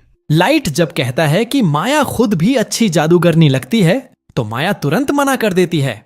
वो कहती है कि वो तो नॉर्मल कॉम्बैट क्लास का जादू भी नहीं कर पाती, बिना किसी इंसेंटेशन के जादू तो बहुत दूर की बात है। बाकी पार्टी वाले अभी भी समझ नहीं पा रहे कि लाइट ने जो जादू किया उसमें इतना कमाल क्या था। इससे माया इतना गुस्सा हो जाती है कि वो फट पड़ती है और सबको समझाती है जादू की 3 एडवांस्ड क्लास होती हैं। कॉम्बैट क्लास जैसे फायर एरो जो सिर्फ एक टारगेट पर अटैक करता है, फिर टैक्टिकल क्लास जैसे फायरवॉल जो लाइट ने पहले इस्तेमाल किया था, वो बहुत बड़े एरिया को एक साथ कवर कर देता है, और आखिर में स्ट्रैटेजिकल क्लास जिसका असर ग्लोबल लेवल पर होता है। मेटियोर बरसा सकता है, सुनामी ला सकता है, भूकंप हिला सकता है। लेकिन इसके लिए कई बहुत हाई क्लास टैलेंटेड जादूगरों की जरूरत पड़ती है। वो कहती है कि आमतौर पर एल्व्स, ड्रैगन्स, बीस्ट पीपल जैसी रेसेस में एडवांस्ड क्लास का जादू नॉर्मल होता है, लेकिन इंसानों में इतना माना नहीं होता कि वो इसे ठीक से इस्तेमाल कर पाए।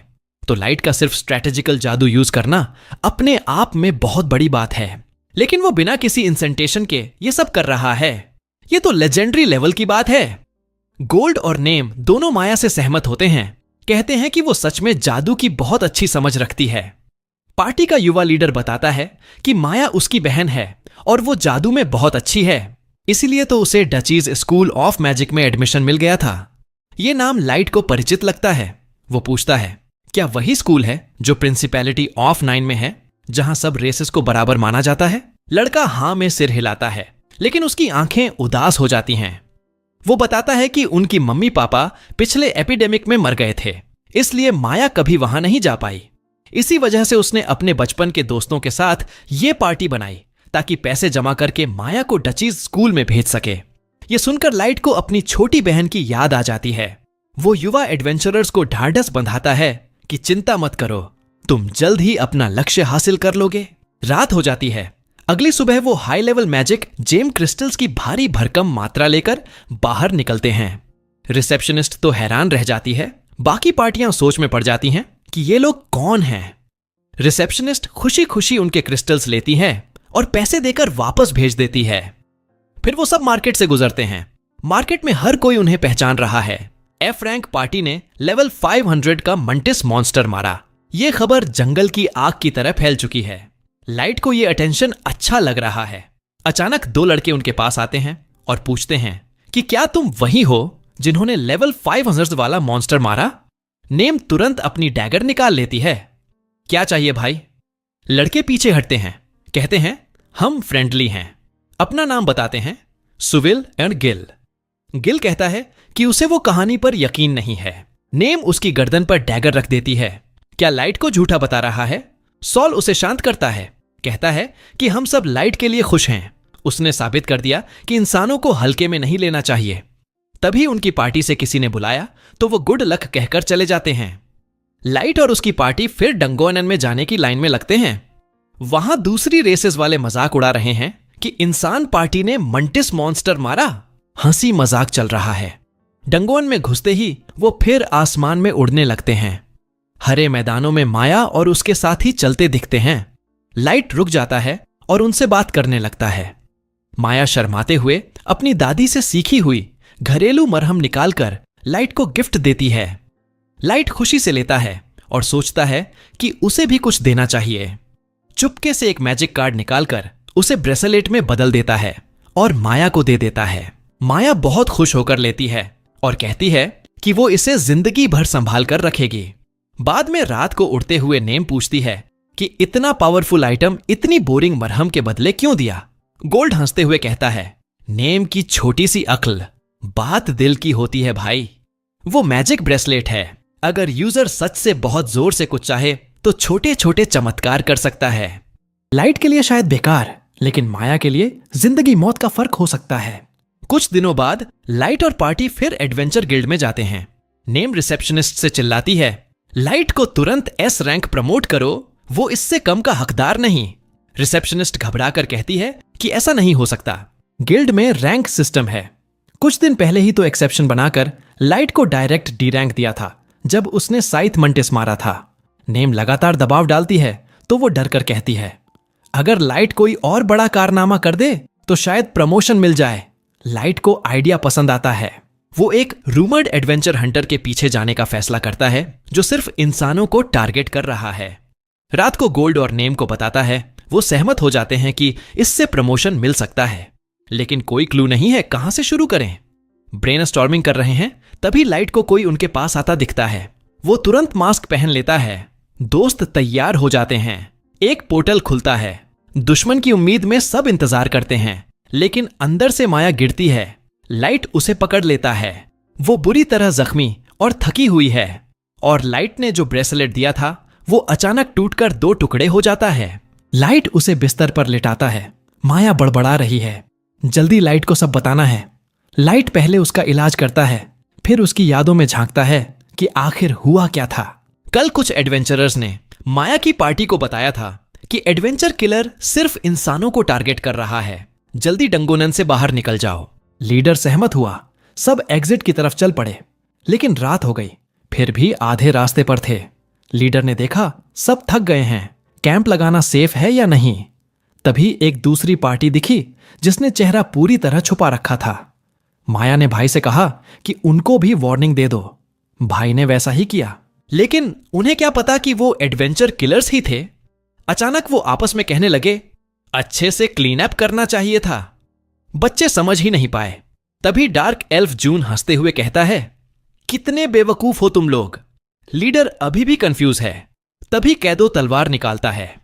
हम ही एडवेंचर किलर्स हैं और आज तुम हमारा आखिरी टारगेट हो। बच्चे आखिरकार समझ गए कि सबसे बुरा सपना सामने है, लेकिन उस पल में भी माया के भाई और दोस्तों ने उसे भागने को कहा। हम इन्हें रोकेंगे। वो कैदो पर टूट पड़े। कैदो को गुस्सा आया। कुछ इंसानी बच्चे हमें लड़ाई देने की सोच रहे हैं। उसने पहले माया के भाई पर वार किया। बाकी 2 लड़के भी झपटे, लेकिन एक ही वार में तीनों गिर गए। माया डर और दुख से कांप रही थी, लेकिन लड़के फिर उठे। भाग जा माया, अपने सपने पूरे कर। फिर से कैदो पर हमला किया और कैदो ने तुरंत मार गिराया। माया सिर्फ चीख पाई। यान कैदो को डांटता है जिंदा चाहिए थे मेरे एक्सपेरिमेंट के लिए। कैदो कहता है जो कीड़े मुझसे लड़ने की कोशिश करेंगे उन्हें मार दूंगा, कम से कम एक तो छोड़ा है। यान इस बार माफ कर देता है, क्योंकि इंसानी मेज अच्छे खासे मिलते नहीं। वो माया को ले जाने का फैसला करता है, लेकिन कैदो कहता है पहले मजा तो लूं। जून कहता है जो मर्जी कर ले, और चला जाता है। माया डर से थर-थर कांप रही है। कैदो कहता है खुश हो जा, एक फ्यूचर लेजेंड तेरे जैसी गंदी इंसान औरत पर मेहरबान हो रहा है। माया कुछ बोल नहीं पाती। तभी उसका भाई फिर उठता है। भाग जा माया। यान हैरान होकर कहता है कि इसकी जिद देखो, इसे एक्सपेरिमेंट के लिए रखना है। लेकिन भाई जानता है कि वो बच नहीं पाएगा, इसलिए वो अपनी जान जोखिम में डालकर बहन को बचाना चाहता है। वो कहता है भाग जा, लंबी जिंदगी जी। माया मजबूरी में भागती है। यान कैदो को कहता है पकड़ो उसे। कैदो गुस्से में आता है कोई मुझे ऑर्डर नहीं देगा। वो पहले भाई को खत्म करने की कोशिश करता है। भाई गोल्ड की बात दोहरा रहा है, लड़ाई क्रिएटिविटी और स्किल की होती है। कैदो उसकी बड़बड़ाहट पर ध्यान नहीं देता। अचानक भाई तलवार उसके मुंह पर फेंकता है। कैदो किसी तरह बचता है, लेकिन वो सिर्फ सेटअप था। भाई ने शील्ड से कैदो को धक्का मारकर गिरा दिया। कैदो का गर्व चूर चूर हो जाता है। वो गुस्से में सफेद रोशनी का स्पाइक भाई के सीने में मार देता है। वो उसे खत्म करने चलता है, लेकिन यान बीच में आ जाता है। पहले भागती लड़की को पकड़ो, कहीं किसी को बता न दे। कैदो मान जाता है और माया के पीछे भागता है। लाइट ब्लेड से रास्ता रोक देता है। वो कहता है अब सीख लेगी कि एल्व्स की लेजेंडरी तलवार के मालिक के सामने कैसे बर्ताव करना है। वो कई लाइट ब्लेड्स बनाता है और उनसे सीढ़ी बनाकर नीचे उतरता है। माया अब लड़ने का फैसला करती है। भाई और दोस्तों ने जो कुर्बानी दी उसे बेकार नहीं जाने दूंगी। वो आइसिकल्स चलाती है। कैदो आसानी से रोक लेता है, लेकिन जब माया भागने की कोशिश करती है तो वो उसकी टांग पर वार करता है। अब भाग नहीं पाएगी। अब मौका मिलेगा एक फ्यूचर हीरो को खुश करने का। माया उसका मजाक उड़ाती है। तू बस एक बुली है, कमजोरों को सताने में मजा आता है। अगर कभी कोई असली हीरो देखा है तो वो लाइट है। ये बात कैदो के दिल पर लगती है। उसे तो एल्व्स भी बुली कहते आए हैं। माया जब उसे कायर बेजान हारा हुआ कहती है, वो पागल हो जाता है और लाइट ब्लेड से उसे मारने की कोशिश करता है। माया बस इतना चाहती है कि लाइट तक पहुंच जाए और ब्रेसलेट उसकी ख्वाहिश पूरी कर देता है। वो टेलीपोर्ट होकर लाइट के कमरे में पहुंच जाती है। अब लाइट को पूरी कहानी पता चल चुकी है। वो नेम और गोल्ड से कहता है, अभी चलना है। दूसरी तरफ डंगोनन में कैदो यान के पास पहुंचता है। यान माया के भाई का इलाज कर रहा है।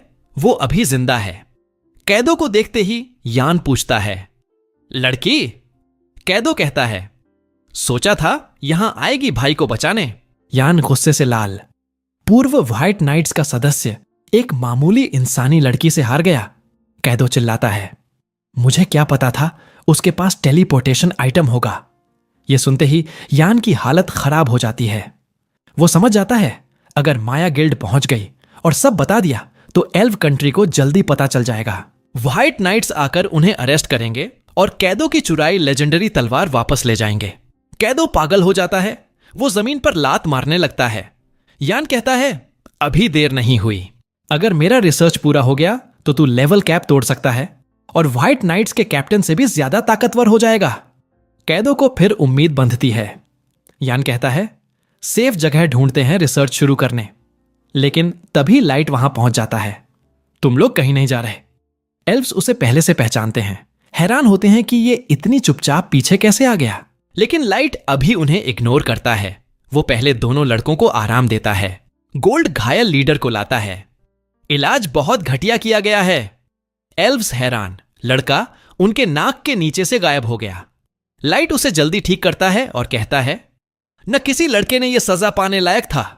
ईमानदारी से जिंदगी जी रहे थे, बस बहन को मैजिक एकेडमी भेजने के लिए पैसे जमा कर रहे थे। अब बहुत देर हो चुकी है। शायद हम दोस्त बन सकते थे, लेकिन तुम लोगों की वजह से वो मौका चला गया। वो गुस्से से कहता है, तुम दोनों को सजा दूंगा। यान स्थिति संभालने की कोशिश करता है। हम क्रिमिनल नहीं, मैंने तो घायल लड़के को ठीक किया था। लाइट कहता है, माया मेरे पास पहुंच चुकी है, मुझे सब पता है। दोनों एल्व्स घबरा जाते हैं। लाइट कहता है, मैंने अभी गिल्ड को कुछ नहीं बताया। कैदो अचानक जोर से हंसता है, आज तो मेरा लकी डे है, बस तुझे खत्म कर दूंगा, कोई कुछ नहीं जानेगा। लाइट का गुस्सा 7वें आसमान पर। गिल्ड को तुम्हें सौंपने वाला नहीं हूं, तुम मेरे शिकार हो। वो अपनी खौफनाक मर्डरस इंटेंट छोड़ता है। तुम दोनों को मैं अपने हाथों से चीर चीर कर रख दूंगा। वो नेम और गोल्ड से कहता है, तुम दोनों दूर रहना। दोनों मान जाते हैं। लाइट एल्व्स की तरफ बढ़ता है। कैदो उसके कॉन्फिडेंस से और गुस्सा हो जाता है। वो छलांग लगाता है और तलवार लहराता है। काइडो ने अपनी पूरी ताकत से वार किया, लेकिन लाइट ने बिना किसी मेहनत के अपने स्टाफ से उसे रोक लिया। काइडो हैरान रह गया, फिर भी वो बार बार अटैक करता रहा। लाइट को कोई दिक्कत नहीं हुई, वो सब ब्लॉक करता रहा। यान तो यकीन ही नहीं कर पा रहा था, जबकि गोल्ड और नेम को लग रहा था कि ये काइडो तो बिल्कुल कमजोर निकला। गुस्से पर काबू भी नहीं कर पाता लड़ाई में। लाइट को भी अब इसकी ये पैथेटिक रेड से तंग आ चुकी थी। उसने अगला अटैक पार किया। काइडो का बैलेंस बिगड़ गया। फिर लाइट ने सीधे उसकी छाती पर इतना जोरदार प्रहार किया कि सारी हवा उसके फेफड़ों से निकल गई। उसने एल्फ को तंज कसा, मैंने तुमसे बेहतर उम्मीद की थी यार, ये क्या बकवास है। ये सुनकर काइडो का गुस्सा 7वें आसमान पर पहुंच गया। वो उठा और अपनी लेजेंडरी तलवार की पूरी ताकत निकालकर लाइट की तरफ लाइट के ब्लेड्स की बरसात करने लगा। लाइट ने पहला ब्लेड आसानी से डॉज कर लिया, लेकिन जहां वो ब्लेड गिरा वहां एक आइस क्रिस्टल बन गया। लाइट को हैरानी हुई। उसे समझ आया कि काइडो के ये मैजिक ब्लेड्स अलग अलग एलिमेंट्स से एन्चेंटेड हैं। वो भागने लगा, ब्लेड्स से बचते हुए। फिर उसे एहसास हुआ कि ये ब्लेड्स इतने भी खतरनाक नहीं कि खड़े खड़े भी चोट पहुंचा सकें। अचानक काइडो हवा में उसके पीछे प्रकट हुआ और फुल स्ट्रेंथ से वार किया, लेकिन लाइट ने फिर भी आराम से ब्लॉक कर दिया। यान अब पूरी तरह सदमे में था। कोई इंसान लेवल 1500 के एल्फ के सामने ऐसे टिक कैसे सकता है, लेकिन लाइट साफ साफ उसे दबोच रहा था। काइडो भी अब पूरी तरह भड़क गया। वो चिल्लाया, तू तलवारबाज है ना, जादूगर बनकर लोगों को चकमा दे रहा है, चीटर कहीं का। लाइट ने शांति से कहा, मैं सच में मैज है यार। काइडो को यकीन नहीं हुआ तो लाइट ने बिना किसी इंसेंटेशन के आसमान में सैकड़ों आइस स्वॉर्ड्स क्रिएट कर दिए। काइडो डर गया। घबराहट में उसने फिर मैजिक स्वॉर्ड्स लाइट पर छोड़े, लेकिन लाइट ने अपनी आइसिकल्स से उन्हें बिल्कुल सटीक तरीके से काउंटर कर दिया। यान की आंखें फटी की फटी रह गईं। इतना कुछ तो सबसे ताकतवर एल्फ मैज भी नहीं कर पाते। काइडो बार बार अटैक करता रहा, लेकिन लाइट ने आइसिकल्स की दीवार खड़ी करके सब रोक दिया। काइडो चिल्लाने लगा, तू चीटिंग कर रहा है। ग्रैंडियस जैसी होली स्वॉर्ड को हराना नामुमकिन है। वो तो खुद आसमानों ने पुराने मास्टर को दी थी। लाइट चौंक गया। तुझे ग्रैंडियस के बारे में कैसे पता? काइडो ने घमंड से हंसते हुए कहा, मुझे पता है क्योंकि मेरे खून में मास्टर का खून है। लोग मुझे सबमेस्ट्रो कहते हैं। ये सुनते ही लाइट का पूरा प्लान बदल गया। इतने दिनों बाद पहली बार मास्टर के बारे में कोई सुराग मिला था। उसने गोल्ड और नेम से कहा, मैंने मन बदल लिया। इन्हें यहीं मारने की बजाय कैप्चर करूंगा। इन्हें अबिस में ले जाकर हर कण से जानकारी निकालूंगा, फिर जो चाहे कर लूंगा इनके साथ। काइडो अभी भी नहीं समझ पा रहा था कि वो कितना आउटमैच्ड है। वो लाइट का मजाक उड़ाने लगा, तुझे पता भी है ये स्वॉर्ड आसमानों से हीरो को दी गई है। हम जैसे हीरो शुरू से अलग होते हैं। हमारी जीन तक अलग है। हम तुमसे सुपीरियर हैं। कुछ रेसिस्ट वाली बकवास की, जैसे सिडनी स्विनी अमेरिकन ईगल के एड में। लाइट को उसकी एक न सुनी। उसने गोल्ड नेम की तरफ मुड़कर कहा, मैं काइडो को संभालता हूं, तुम जून को पकड़ो, जिंदा चाहिए। दोनों ने तुरंत हथियार निकाल लिए। जून ने कॉन्फिडेंस से कहा, मैं तो बस साइंटिस्ट हूं, बैटल मैज नहीं। लेकिन अगर तुम सोच रहे हो आसानी से हरा दोगे तो गलत फहमी है। उसने उंगली चटकाई। अंधेरे से दो हुडेड फिगर निकले और ग्रोटेस्क ट्विस्टेड मॉन्स्टर्स में बदल गए। इंसान, ऑर्क, ट्रोल के अलग अलग हिस्सों से बने। जून ने एक्साइटमेंट से बताया, मैंने खुद ये चिमेरा बनाए हैं, इंसान, ऑर्क, ट्रोल के पार्ट्स से। बस स्टेबलाइज करने के लिए कई इंसानों की जरूरत पड़ती है। इस टेक्निक से लेवल कैप 200 वाले भी लेवल 500 जितने ताकतवर हो जाते हैं। लाइट ने एक मॉन्स्टर के चेहरे पर नजर डाली। सुबह जिस लड़के ने उसकी तारीफ की थी वही चेहरा था। दिल बैठ गया उसका, लेकिन अब कुछ नहीं हो सकता था। उसने गोल्ड नेम से कहा, जल्दी इनकी मिस्री खत्म करो। जून को भागने मत देना, बाद में डील करूंगा इसके साथ। जून हंसते हुए मॉन्स्टर्स को अटैक का ऑर्डर देता है, लेकिन गोल्ड और नेम ने एक ही स्लैश में दोनों को ढेर कर दिया। जून मुस्कुराया, इतनी आसानी से नहीं मरते मेरे मॉन्स्टर। और सच में वो वापस खड़े हो गए। काइडो ने फिर अटैक किया। लाइट ने डॉज किया। दूसरी तरफ नेम पर हाइब्रिड मॉन्स्टर टूट पड़ा। नेम पीछे कूदी, आर्म्स पर स्लैश मारी, बस आसानी से गिर जाए यार। गोल्ड हंसा, कहां गई तेरी वो वाली कॉन्फिडेंस? नेम ने तंज कसा, तू भी तो वैसा ही लग रहा है। गोल्ड बोला, बस वार्म अप हो रहा है। जून पागलों की तरह हंस रहा था, सरेंडर कर दो, एक्सपेरिमेंट्स में आसानी से ले लूंगा। नेम को क्रिप लगा, गोल्ड जल्दी खत्म करे ना, ज्यादा टाइम नहीं लेना। गोल्ड मान गया। दोनों ने अल्टीमेट अटैक्स निकाले। नेम के डैगर्स पर्पल ग्लो करने लगे। गोल्ड की स्वॉर्ड सफेद रोशनी बिखेरने लगी। जून अभी भी चिल था। मेरे हाइब्रिड्स रिजनरेट करते हैं, आसानी से नहीं मरते। लेकिन उसकी हंसी गले में अटक गई। मॉन्स्टर्स झलकर राख हो रहे थे। वो दौड़ा चेक करने, लेकिन नेम ने उसे पकड़ लिया और उसकी ब्लड लाइन वहीं खत्म कर दी। दूसरी तरफ लाइट ने आइस मैजिक से काइडो को पूरी तरह दबोच लिया। काइडो लड़खड़ाकर गिर पड़ा। लाइट उसके पास गया, अरे यार, खुद अटैक किया था, अब चिकन क्यों बन रहा है? ये सुनकर काइडो को माया का भाई याद आया, जिसने उसका मुंह पर मुक्का मारा था। गुस्सा फिर भड़क उठा, इंसान हमसे नीचे हैं, इन्हें धरती से मिटा देना चाहिए। वो उठा और ग्रैंड रैंडियस की असली ताकत निकाली। स्वॉर्ड आसमान तक फैल गई। लाइट को पीछे हटना पड़ा। नेम गोल्ड ने दूर से देखा, इंटरेस्टिंग टेक्निक है, लेकिन लाइट के सामने तो कुछ भी नहीं। काइडो चिल्ला रहा था, कायर खड़ा हो जा, एक हिट में तेरी पूरी खानदान खत्म। लाइट हंसा, तू अपनी पावर बहुत ओवर एस्टिमेट कर रहा है। वो जमीन पर बैठ गया, हाथ फैलाकर बोला, मारना देखता हूं। काइडो गुस्से में पूरा जोर लगाकर स्वॉर्ड घुमाया। कंधे पर जोरदार वार हुआ, लेकिन लाइट पर एक खरोंच भी नहीं आई। वो मुस्कुराया, बस इतनी ही ताकत है तेरी। काइडो का दिमाग शॉर्ट हो गया। वो बेतहाशा स्वॉर्ड घुमाने लगा। लाइट ने जल्दी चरादे खत्म किया, स्वॉर्ड का एन्चेंटमेंट तोड़ा, काइडो को अपरकट मारा। खून से लथपथ चेहरा लेकर काइडो गिर पड़ा। लाइट उसके ऊपर खड़ा होकर घृणा से बोला, जितनी जानकारी निकल सकती है निकालूंगा, हर तरीके से, और तब तक मारूंगा नहीं जब तक तू खुद मौत की भीख न मांगे। काइडो टूट गया, घुटनों पर बैठकर रोने लगा। माफ कर दो, मैं एल्व्स की क्वीनडम से हूं, फाइट नाइट्स का नेक्स्ट कैप्टन बनने वाला था। लाइट ने तिरस्कार से देखा। हीरो बनने की बात करता है? इतनी आसानी से घुटने टेक दिया। असली हीरो तो माया के पार्टी मेंबर्स थे, जो आखिरी सांस तक लड़े। उसने मास्क उतारा। अगर तू मुझे एक भी खरोंच लगा दे तो छोड़ दूंगा। काइडो भागने लगा, लेकिन लाइट ने सोलर रे से उसकी एक टांग उड़ा दी। दर्द से चीखता हुआ गिर पड़ा। दोनों एल्व्स को बांधा।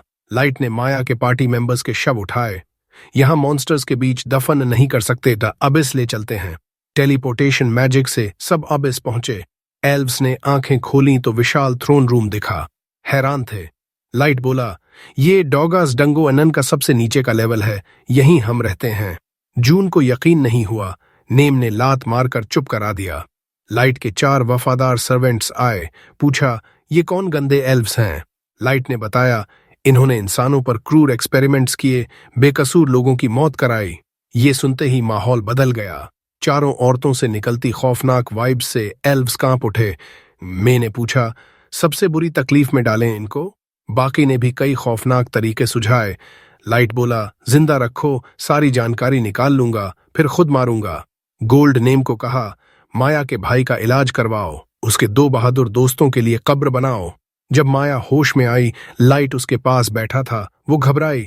लाइट ने सब बताया, झूठ बोला कि उसे बेहोश हालत में डंगो नन में मिली, वापस लाया। अचानक सब याद आया। वो इधर उधर देखने लगी। भाई बिस्तर पर सो रहा था। लाइट बोला, गहरी हीलिंग स्लीप में है, पूरी तरह ठीक हो जाएगा। फिर मूड डार्क हो गया। तेरे दोस्तों को बचा नहीं पाया, बस ये बालों के कुछ तिनके मिले। माया रो पड़ी, लेकिन भाई के होने से थोड़ा सुकून मिला। अगली सुबह गिल्ड में लाइट को रैंक C प्रमोट कर दिया। वो कंफ्यूज हुआ। उसने तो झूठ बोला था कि एल्व्स भाग गए, लेकिन रिसेप्शनिस्ट बोली, इन एल्व्स की जानकारी ही काफी है प्रमोशन के लिए। फिर माया और उसके भाई से मिले। दोनों रिलैक्स्ड लग रहे थे। बोले, हम एडवेंचरर छोड़ रहे हैं, घर वापस जा रहे हैं। लाइट ने पूछा, नई पार्टी क्यों नहीं बनाते? माया बोली, PTSD है यार, अब नहीं रह सकता यहाँ। भाई बोला, बचपन के दोस्तों के बिना पार्टी में रहना गलत लगेगा, उनके जो भी अवशेष हैं परिवार को लौटाना चाहते हैं।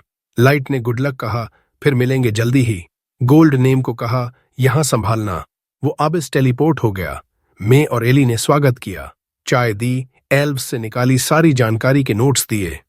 एली बोली, सबमेस्ट्रो कोई एक शख्स नहीं, मास्टर से रिलेटेड कोई भी जो आसानी से लेवल गेन करता है सबमेस्ट्रो कहलाता है। मे ने बताया, जी मातार, व्हाइट नाइट्स ग्रुप के सारे मेंबर्स सबमेस्ट्रो हैं। काइडो कुछ खास नहीं था। फिर खुलासा हुआ, एल्व्स का दावा है कि अगर नया मास्टर नहीं मिला तो पूरी दुनिया खत्म हो जाएगी। लाइट को समझ नहीं आया, इतनी छोटी बात से दुनिया कैसे खत्म। लेकिन अब अगला टारगेट था, व्हाइट नाइट्स को पकड़कर पूछताछ करना। वो आगे पूछने लगा। एल्ली कैडो और जॉन के बारे में बताती है और तुरंत दिखाती है कि वो दोनों किस तरह एक परगेटरी जैसी जगह में दिन रात खून खराबे वाली यातना झेल रहे हैं। लाइट कहता है कि उन्होंने जो करना था वो कर लिया और एक स्पेशल स्पेल कार्ड इस्तेमाल करके उन्हें सबसे भयानक, दिल दहला देने वाले तरीके से मार डालता है। फिर वो एल्ली की तरफ मुड़ता है और पूछता है, तैयार हो ना अगला प्लान शुरू करने के लिए? एल्ली मुस्कुराते हुए कहती है, हाँ, हम तैयार हैं। व्हाइट नाइट साशा को पकड़ने के लिए, वो एल्फ जो कई साल पहले लाइट को धोखा देकर भाग गई थी। लाइट सोचता है कि जब साशा उससे गिड़गिड़ाएगी, प्लीज मुझे मत मारो, वो पल कितना मीठा लगेगा। वो प्लान शुरू करने की तैयारी करता है। दूसरी तरफ साशा अपने मंगेतर मिकी के साथ डेट पर है, व्हाइट नाइट्स का वाइस कैप्टन। दोनों इंसानों से नफरत करने में मजा लेते हैं। मिकी को साशा की वो पुरानी कहानी बहुत पसंद आती है कि कैसे उन्होंने और उनके दोस्तों ने लाइट को बेवकूफ बनाया और फिर एबिस में उसका शिकार किया। डेट खत्म होने के बाद साशा घर लौटती है, अभी भी मिकी की खूबसूरती पर फिदा। उसकी मेड कहती है, आप दोनों सबसे खूबसूरत जोड़ा हो जो मैंने कभी देखा। साशा हंसते हुए कहती है, अरे शादी तो अभी दूर है। मेड बोलती है, ज्यादा चिल मत करो वरना मोटी हो जाओगी और वेडिंग ड्रेस में फिट नहीं आओगी। साशा गुस्से में कहती है, अरे बुढ़िया, मेरी लाइफ मत जिंक्स कर। तभी अचानक गाड़ी जोर से रुकती है। एक इंसान गुलाम सामने गिर पड़ा था। साशा तंज कसते हुए कहती है, कितने निकम्मे होते हैं ये इंसान। तभी उसकी नजर एक गली में जाती है। लाइट वहां जा रहा है। उसकी आंखें फटी की फटी रह जाती हैं। वो गाड़ी से कूदती है और पागलों की तरह गलियों में दौड़ने लगती है। मन ही मन खुद को समझा रही है, नहीं, लाइट मर चुका है, एबिस की तह में सड़ रहा है, ये उसकी आंखों का वहम है। आखिरकार एक गली में रुकती है। आगे रास्ता बंद, रास्ते में कोई नहीं दिखा। वो राहत की सांस लेती है कि बस आंखों का धोखा था। लेकिन जैसे ही पलटती है, दीवार पर एक नोट चिपका दिखता है, टावर पर इंतजार कर रहा हूं। नीचे लाइट का साइन।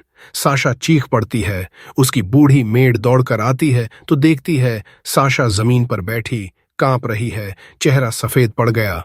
वो बड़बड़ाती है, लाइट मेरी जिंदगी बर्बाद कर देगा।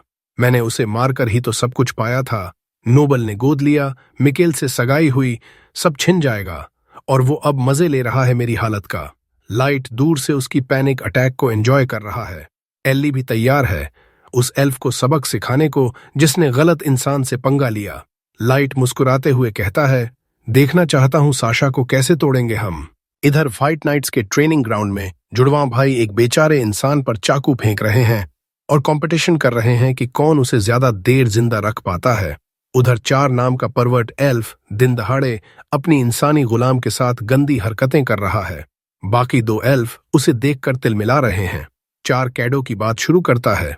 वो जो लेजेंडरी तलवार चुराकर एडवेंचरर हंटर निकला, वो उसका मजाक उड़ाता है और बताता है कि ऊपर वाले चाहते हैं कि वो सब उस हरामी के गड़बड़ को साफ करें, पर उसे कोई इंटरेस्ट नहीं।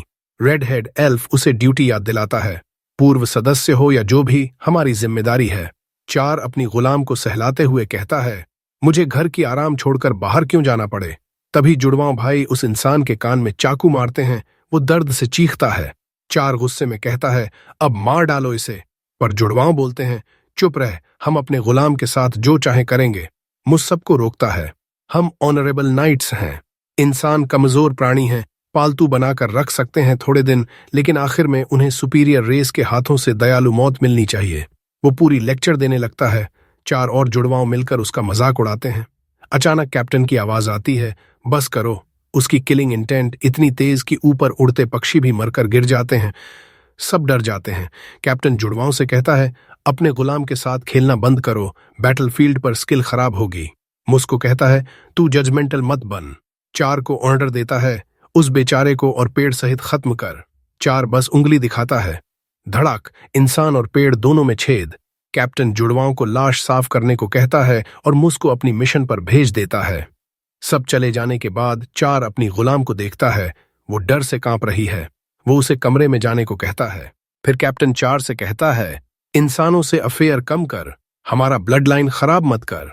एल्फ्स में सबसे ज्यादा मैस्ट्रो ब्लड है। व्हाइट नाइट्स सबके अंदर वो पावर जाग चुकी है। 4 हंसते हुए कहता है, टेंशन मत लो, सबका लेवल कैप हिट हो चुका है सिवाय मुझके।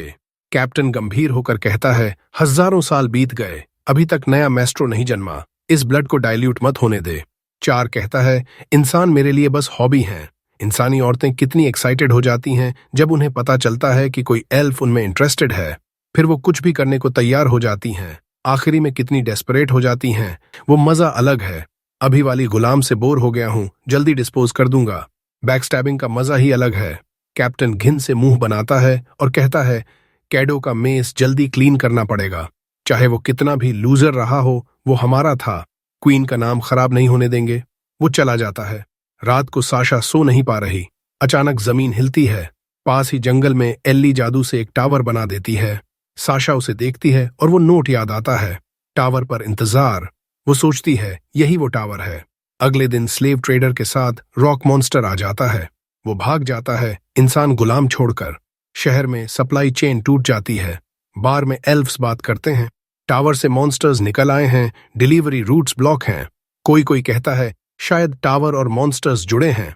सरकार एडवेंचरर्स के लिए मिशन पोस्ट करती है, टावर की जानकारी लाओ, लेकिन कोई एल्फ रिस्क नहीं लेना चाहता। लाइट, नेमू और गोल्ड भी वहां हैं। लाइट को यकीन है कि ये मिशन पूरा करके एक और प्रमोशन पक्का। 2 एल्फ एडवेंचरर्स नेमू को देखते हैं और लपक कर आते हैं, हमारे साथ पार्टी ज्वाइन कर, लेवल 150+ हैं हम। इन लूजर्स को छोड़, फिर ऐसा मौका नहीं मिलेगा। नेमू गुस्से में कहती है, भाग यहां से, लाइट ही मेरा मास्टर है। लाइट भी कहता है, नेमू मेरी टीम की सबसे जरूरी मेंबर है, उसे अकेला छोड़ो। एल्फ गुस्से में लाइट पर मुक्का मारने चलते हैं। लाइट बस थंडर बोल्ट मारता है। जमीन फटती है, एल्फ पीछे गिर जाता है। बाकी एडवेंचरर्स चिल्लाते हैं, ये वही मास्क वाला एडवेंचरर है जिसकी चर्चा है। सब सोचते हैं लाइट की पार्टी अकेले मिशन पूरा कर लेगी। गोल्ड हंसता है, प्लान से भी बेहतर हो गया, अब फेम और फैलेगी। इधर कुछ एल्फ एक इंसानी लड़की को बाइट बनाकर टावर की तरफ जा रहे हैं। लड़की थक कर गिर जाती है। लीडर उसे लात मारने वाला होता है, तभी उसके हाथ पर कुछ गीला गिरता है। वो ऊपर देखता है, स्टोन मॉन्स्टर उसे घूर रहा है। चीखने का मौका भी नहीं मिलता, मॉन्स्टर उसे निगल जाता है। पूंछ से बाकी दो को भी चट कर जाता है। लड़की डर से कांप रही है, पर मॉन्स्टर उसे सूंघ कर चला जाता है। वो हैरान है कि मुझे क्यों नहीं खाया। तभी कुछ गुंडे आते हैं। वो सोचती है अब तो मौत से भी बदतर हाल होगा, पर गुंडे उसे हीलिंग पोषण देते हैं, घाव भरते हैं, बॉडी साफ करते हैं, फिर काम बांटते हैं, जूते लाना, अच्छा खाना बनाना। लीडर युक्की को बताता है एक और इंसान बचा ली, सेफ प्लेस पर ले जा रहे हैं। युकी टावर पर लेटी आलसी की तरह वो म्याऊं म्याऊं कर रही है। एल्ली उसके पास आती है और पूछती है, पहली बार एबिस से बाहर आई है, इतने मॉन्स्टर कंट्रोल कर रही है, ठीक है ना? युकी म्याऊं करके जवाब देती है। एल्ली समझ जाती है सब कंट्रोल में है, फिर भी उसे डर लगता है कि कहीं कुछ गड़बड़ न हो जाए। वो सोचती है सबको वार्निंग दे दूं जो लाइट के ऑर्डर ठीक से नहीं मानते। युकी कहती हैं फालतू में टेंशन मत ले, हमारा काम बस लाइट जो बोले वो करना है। ज्यादा समझने की कोशिश मत कर, बहुत क्लोज होने की भी नहीं, हम तो बस उसके सर्वेंट हैं। एल्ली पूछती है पूरी जिंदगी सिर्फ पेट बनकर रहने से खुश है? युकी कहती है हाँ, क्योंकि यही मेरी सही जगह है। हम जैसे लोग अपने ऑलमाइटी गॉड के इतने करीब कैसे जा सकते हैं? अगर तू उसकी अथॉरिटी ओवरस्टेप करेगी तो मैं यहीं तुझे मार डालूंगी। एल्ली कहती है देखें कौन कितना ताकतवर है। दोनों की किलिंग इंटेंट से हवा भारी हो जाती है। तभी युकी को कॉल आता है कि लड़की सेफ हाउस पहुंच गई। वो फिर से आलसी मोड में चली जाती है। एल्ली भी उड़ जाती है, फाइट आगे नहीं बढ़ाती। रात को साशा उस चिट्ठी को देखती रहती है। उसे पता है टावर के आसपास लेवल 1000+ मॉन्स्टर हैं, अकेले नहीं जा सकती। व्हाइट नाइट्स को साथ ले जाए तो उन्हें शक हो जाएगा कि लाइट जिंदा है। वो पागल हो रही है, कोई रास्ता सोचते सोचते आखिर कसम खाती है इस बार लाइट को अच्छे से खत्म करके ही रहूंगी। इधर एल्फ क्वीन मीटिंग बुलाती है। प्राइम मिनिस्टर कहता है तुरंत व्हाइट नाइट्स को भेजो, टावर को नेस्तनाबूद कर दो। कैप्टन हार्डी कहता है बुढ़ापे में दिमाग खराब हो गया क्या, अभी कोई जानकारी नहीं है टावर की। क्वीन हार्डी का साथ देती है और कहती है रिवॉर्ड बढ़ाओ, लोगों को और मोटिवेट करो जानकारी लाने के लिए। सब जाते हैं। प्राइम मिनिस्टर हार्डी को कुत्ते जैसा लैपडॉग कहकर ताने मारता है। हार्डी सुन लेता है पर चुप रहता है क्योंकि सच है। वो क्वीन के पास जाता है, शुक्रिया अदा करता है। क्वीन कहती है मैं तेरी मां हूं, ये मेरा फर्ज था। दोनों चाय पीते हैं। हार्डी कहता है प्राइम मिनिस्टर इंतजार कर रहा है, कभी न कभी राजशाही उखाड़ फेंकेगा। क्वीन कहती है उसकी चिंता नहीं, असली खतरा टावर है। मुझे लगता है ये आर्कफिएंड की वापसी का संकेत है, और जब दुनिया का सबसे बड़ा दुश्मन आएगा तो हीरो भी पैदा होगा। वो हीरो हमेशा इंसान ही होता है और वो नया हीरो मेस्ट्रो होगा। अगर हम उसे अपने साथ न कर लें या मार न डालें तो वो सारे एल्फ्स का सफाया कर देगा। दूसरी तरफ लाइट की पार्टी बेस कैंप पहुंचती है, जहां सारे एडवेंचरर्स टावर की जानकारी इकट्ठा करने आए हैं। पिछले वाले लूजर भी हैं और साशा भी। साशा लाइट की आवाज सुनते ही चिल्लाती है रुक, मास्क उतार। लाइट सतर्क हो जाता है। गोल्ड और नेमू पूछते हैं क्या हुआ? लाइट कहता है पीछे वाली एल्फ लड़की साशा है। दोनों उसे अब भी मारने को तैयार हो जाते हैं, पर लाइट रोकता है। साशा फिर चिल्लाती है मास्क उतार। लाइट कहता है इसके पीछे भयानक जलने के निशान हैं, देखना नहीं चाहूंगा। वो बस उसे उसके चेहरे से थप्पड़ मार के हटा देती है। लाइट अपने साथियों की तरफ मुड़ता है, बात करता है कि उसकी मैजिक ने उसे कैसे बर्न विक्टिम समझने पर मजबूर कर दिया था। वो नेम को शुक्रिया अदा करता है कि उसने उसके लिए खड़ा होने की कोशिश की। कहता है कि ये करीब करीब बड़ा खतरा बन सकता था। फिर सोचता है कि कितना भोला था वो। नेम को सच समझते ही साशा का असली चेहरा समझ नहीं आया। नेम गुस्से में फटने वाली थी, लेकिन लाइट बस एक शब्द बोलकर उसे रोक देता है। साशा गुस्से से उसे घूरती खड़ी रहती है, लेकिन जैसे ही वो अपना क्लोक सिर से हटाता है उसका गुस्सा घृणा में बदल जाता है। सामने बस आधा जला हुआ चेहरा वाला एक लड़का। वो तुरंत पीछे हटती है, घिन से कहती है अपना ये बदसूरत चेहरा ढक ले वरना मैं उल्टी कर दूंगी तेरे ऊपर। लाइट ये सब गालियां सुनता रहता है, मन ही मन सोचता है सही वक्त आने पर इसकी सारी कीमत चुकवाएगा। वो मास्क उठाता है। साशा दूर जाकर बड़बड़ाती है कि अब आंखों में ब्लीच डालना पड़ेगा इस भयानक नजारे को मिटाने के लिए। फिर सब जंगल की तरफ बढ़ते हैं। लाइट को एहसास होता है कि वो दो क्रीप वाले लड़के पीछे लगे हुए हैं जो पहले नेम से बात करना चाहते थे। वो उन्हें चेतावनी देता है, दूर रहो, अगर जान बचानी है तो हमें अकेला छोड़ दो। लेकिन एल्फ लोग इतनी आसानी से पीछे नहीं हटते। लाइट और उसकी पार्टी थोड़ा स्पीड बढ़ाते हैं, उम्मीद करते हैं कि बिना लड़े इन बेवकूफों से छुटकारा मिल जाएगा। लेकिन ये जिद्दी हरामी किसी तरह साथ चलते रहते हैं। आखिरकार लाइट रुक जाता है उनका सामना करने के लिए। दोनों कुत्तों की तरह हाँफ रहे होते हैं। लाइट कहता है, मैं तुम्हें चोट नहीं पहुंचाना चाहता। वो हंस पड़ते हैं, कहते हैं, आज मरने वाला तू है, हम नहीं। एल्फ के हाथों मरना इंसानों के लिए बड़ी इज्जत की बात है। लाइट बस आह भरता है और अपने एक सर्वेंट मीरा को बुलाता है, इन बेवकूफों को संभाल लो। दोनों एल्फ हंसते हुए कहते हैं कि वो ब्लफ मार रहा है, डर के मारे पेशाब कर चुका होगा। अचानक पूरा माहौल बदल जाता है। पीछे से एक भयानक घिनौनी आकृति निकलती है। विशालकाय औरत जो दोनों को अपने राक्षसी हाथों से चबा जाती है, हड्डियां समेत सब खत्म। नेम और गोल्ड भी इस विशाल घोस्ट मम्मी को देखकर थोड़े डर जाते हैं। वो लाइट को शुक्रिया कहती है कि उसे मदद का मौका दिया। उधर जैक, हार्ले क्विन और एक लड़की सुजू भी वहां पहुंच जाती हैं, तैयार जंगल से होते हुए टावर तक ले जाने के लिए। उड़कर जाना मुमकिन नहीं, कोई और एडवेंचरर देख लेगा। इसलिए सुजू, जो ग्रुप में सबसे कम भटकने वाली है, आगे चलती है और इस भूल भुलैया जैसे जंगल से सबको टावर तक ले जाती है। रास्ते में जैक और गोल्ड ब्रो कोड पर बहस शुरू कर देते हैं। ब्रोज पहले, हौज बाद में। इससे ग्रुप की सारी लड़कियां भड़क जाती हैं, उन्हें डेथ स्टेयर देने लगती हैं। जैक पीछे नहीं हटता बल्कि और जोर से बोलता है, सिग्मा स्टाइल में। गोल्ड उसे रोकता है कि बस कर, पॉइंट बन गया। जैक आगे बढ़ता है। औरतें बराबर पेमेंट मांगती हैं लेकिन बराबर काम नहीं करती। ऑफिस में बेहतर कंडीशन चाहिए लेकिन माइन शाफ्ट में काम करने वाले मर्दों की हालत पर कोई ध्यान नहीं, सिर्फ सिर पर बल्ब चिपका के काम करते हैं। लाइट बीच में कूदता है, सब शांत हो जाओ यार, बाद में सिविलाइज्ड डिबेट कर लेंगे, अभी लड़ाई मत करो।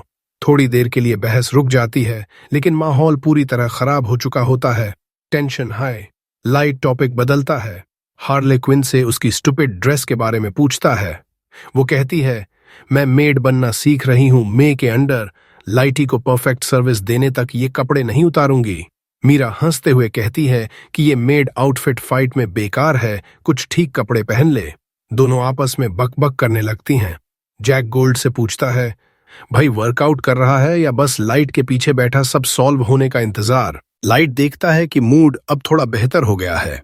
आखिरकार वो टावर के अंदर पहुंचते हैं। एली लाइट को देखते ही राहत की सांस लेती है। 5 मिनट लेट थे ना, वो बहुत टेंशन में थी। वो फटाफट नीचे आती है, फर वाला और सफेद बालों वाला बेवकूफ भी साथ। लाइट टावर देखकर इंप्रेस हो जाता है। दूर से जितना इम्पोजिंग लग रहा था, पास से उससे भी ज्यादा। एली मुस्कुराकर कहती है कि उसने हर सावधानी बरती है। अब ये टावर पूरी तरह अजेय है, न जादू से न फिजिकल अटैक से कुछ होगा। अंदर घुसते ही एक विशाल लाल ड्रैगन मिलता है। एली कहती हैं, पकड़ा है और स्पेल डाल दिया। फिर सबको टेलीपोर्ट कर देती है टॉप फ्लोर पर। थ्रोन रूम में एक शाही सिंहासन लाइट के राजसी चूतड़ का इंतजार कर रहा होता है। लाइट सीढ़ियां चढ़ता है जैसे सिंड्रेला सिंहासन पर बैठता है। सब घुटनों पर बैठकर सम्मान दिखाते हैं। फिर एली पूछती है, ऑपरेशन रिवेंज उन साशा के डिटेल्स रिफ्रेश कर दूं? लाइट हाँ कहता है। वो बताती है कि लाइट ने साशा की शादी पर बधाई देने का फैसला किया है, बहुत ठंडा रिवेंज का डिश सर्व करके। साथ ही कुछ एक्स्ट्रा एक्टिविटीज सजेस्ट करती है लाइट के मजा लेने के लिए। लाइट को कुछ पता नहीं था, पूछता है क्या प्लान है। एली बताती है, एल्वन किंगडम के हर कोई अपने रॉयल व्हाइट नाइट्स पर गर्व करता है, लेवल 1500 प्लस के सबसे मजबूत स्तंभ। प्रपोज करती है कि उनसे एक के बाद एक बैटल करें, सबको कैप्चर कर लें। इससे किंगडम पूरी तरह टूट जाएगा, झुकने के अलावा कोई चारा नहीं बचेगा। फिर एल्व्स से माएस्त्रो की हर जानकारी निकाल लेंगे, टावर को बेस बनाएंगे और अगले टारगेट की तरफ बढ़ेंगे। वो अचानक लाइट का क्लोन बनाती है। तुम यहाँ आराम करो, ये शैडो पार्टी के काम संभालेगा और रैंकिंग बढ़ाएगा। लाइट तारीफ करता है, सब कुछ परफेक्ट सोचा है तूने। एली मुस्कुराती है और बताती है कि अभी भी यूकी का बीस्ट साशा को टावर की तरफ ले जा रहा है। जंगल में साशा के 2 एडवेंचरर साथी कहते हैं, पीछे हट जाओ, वो ब्लैक बीस्ट हमारी लीग से बहुत ऊपर है। साशा गुस्से से चिल्लाती है, चुप करो, मैं तुम्हें पैसे दे रही हूं टावर तक ले जाने के लिए, लेक्चर देने के लिए नहीं। लाइट एली से मुस्कुराकर पूछता है, तेरा नया पेट वो रेड ड्रैगन साशा का स्वागत करेगा ना? एली मुस्कुराती है, हाँ वो करेगा। साशा टावर के पास पहुंचते ही ड्रैगन देखकर डर से कांप जाती है, लगभग पैंट गीली कर देती है। अब समझ आता है कि वो कितनी आउटमैच्ड है। वो फौरन वापस रॉयल पैलेस भागती है। एली और बाकी सब मैजिक बॉल से देखते हैं। सब प्लान के मुताबिक चल रहा है। अब साशा व्हाइट नाइट्स को बुलाएगी और फिर फाइनल प्लान शुरू होगा। साशा पैलेस पहुंचकर क्वीन और एडवाइजर्स से मिलने की मांग करती है।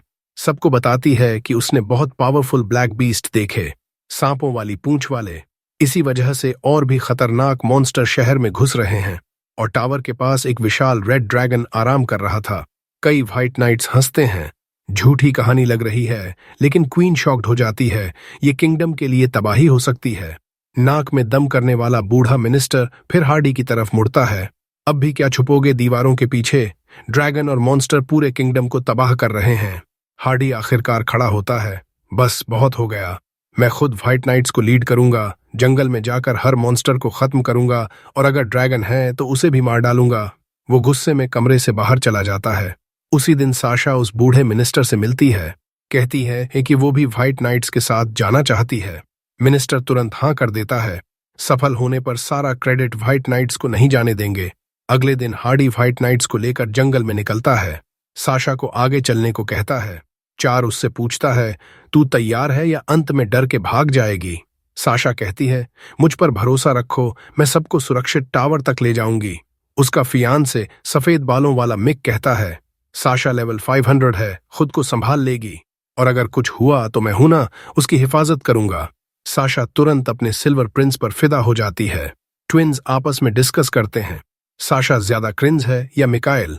साशा उन्हें जंगल से ले जाती है, पिछले बार के निशान ढूंढती हुई। एक जगह पर वो ट्रिप हो जाती है, मिकाएल उसे पकड़ लेता है। चार इस लवर्ड ऑफ लव देख नहीं पाता। चलो अब बहुत हो गया। आखिरकार टावर के बेस पर पहुंचते हैं। सब हैरान, कितना बड़ा है ये। अभी कुछ सोचते कि दरवाजा खुलता है और 5 ब्लैक मॉन्स्टर बाहर निकलते हैं। चार पूछता है, अटैक करूं? हार्डी रोकता है, रुको, एनर्जी बचाओ ड्रैगन के लिए। मैंने एक पार्टी हायर की है, वो इन मॉन्स्टर्स को डिस्ट्रैक्ट करेगी। ठीक उसी वक्त जंगल से एक धमाका होता है। मॉन्स्टर उस तरफ भागते हैं। रास्ता साफ। व्हाइट नाइट्स चार्ज करते हुए अंदर दौड़ते हैं। हॉल में दौड़ते हुए अचानक टेलीपोर्टेशन ट्रैप में फंस जाते हैं। सब छोटे छोटे ग्रुप में टावर के अलग अलग हिस्सों में बिखर जाते हैं और लाइट अपने सिंहासन पर बैठा है, इंतजार कर रहा है कि वो सब ऊपर तक पहुंचें ताकि असली मस्ती शुरू हो सके। लेकिन यहीं वीडियो खत्म होता है। चैनल को लाइक और सब्सक्राइब करना मत भूलना। देखने के लिए शुक्रिया, अगली बार मिलते हैं।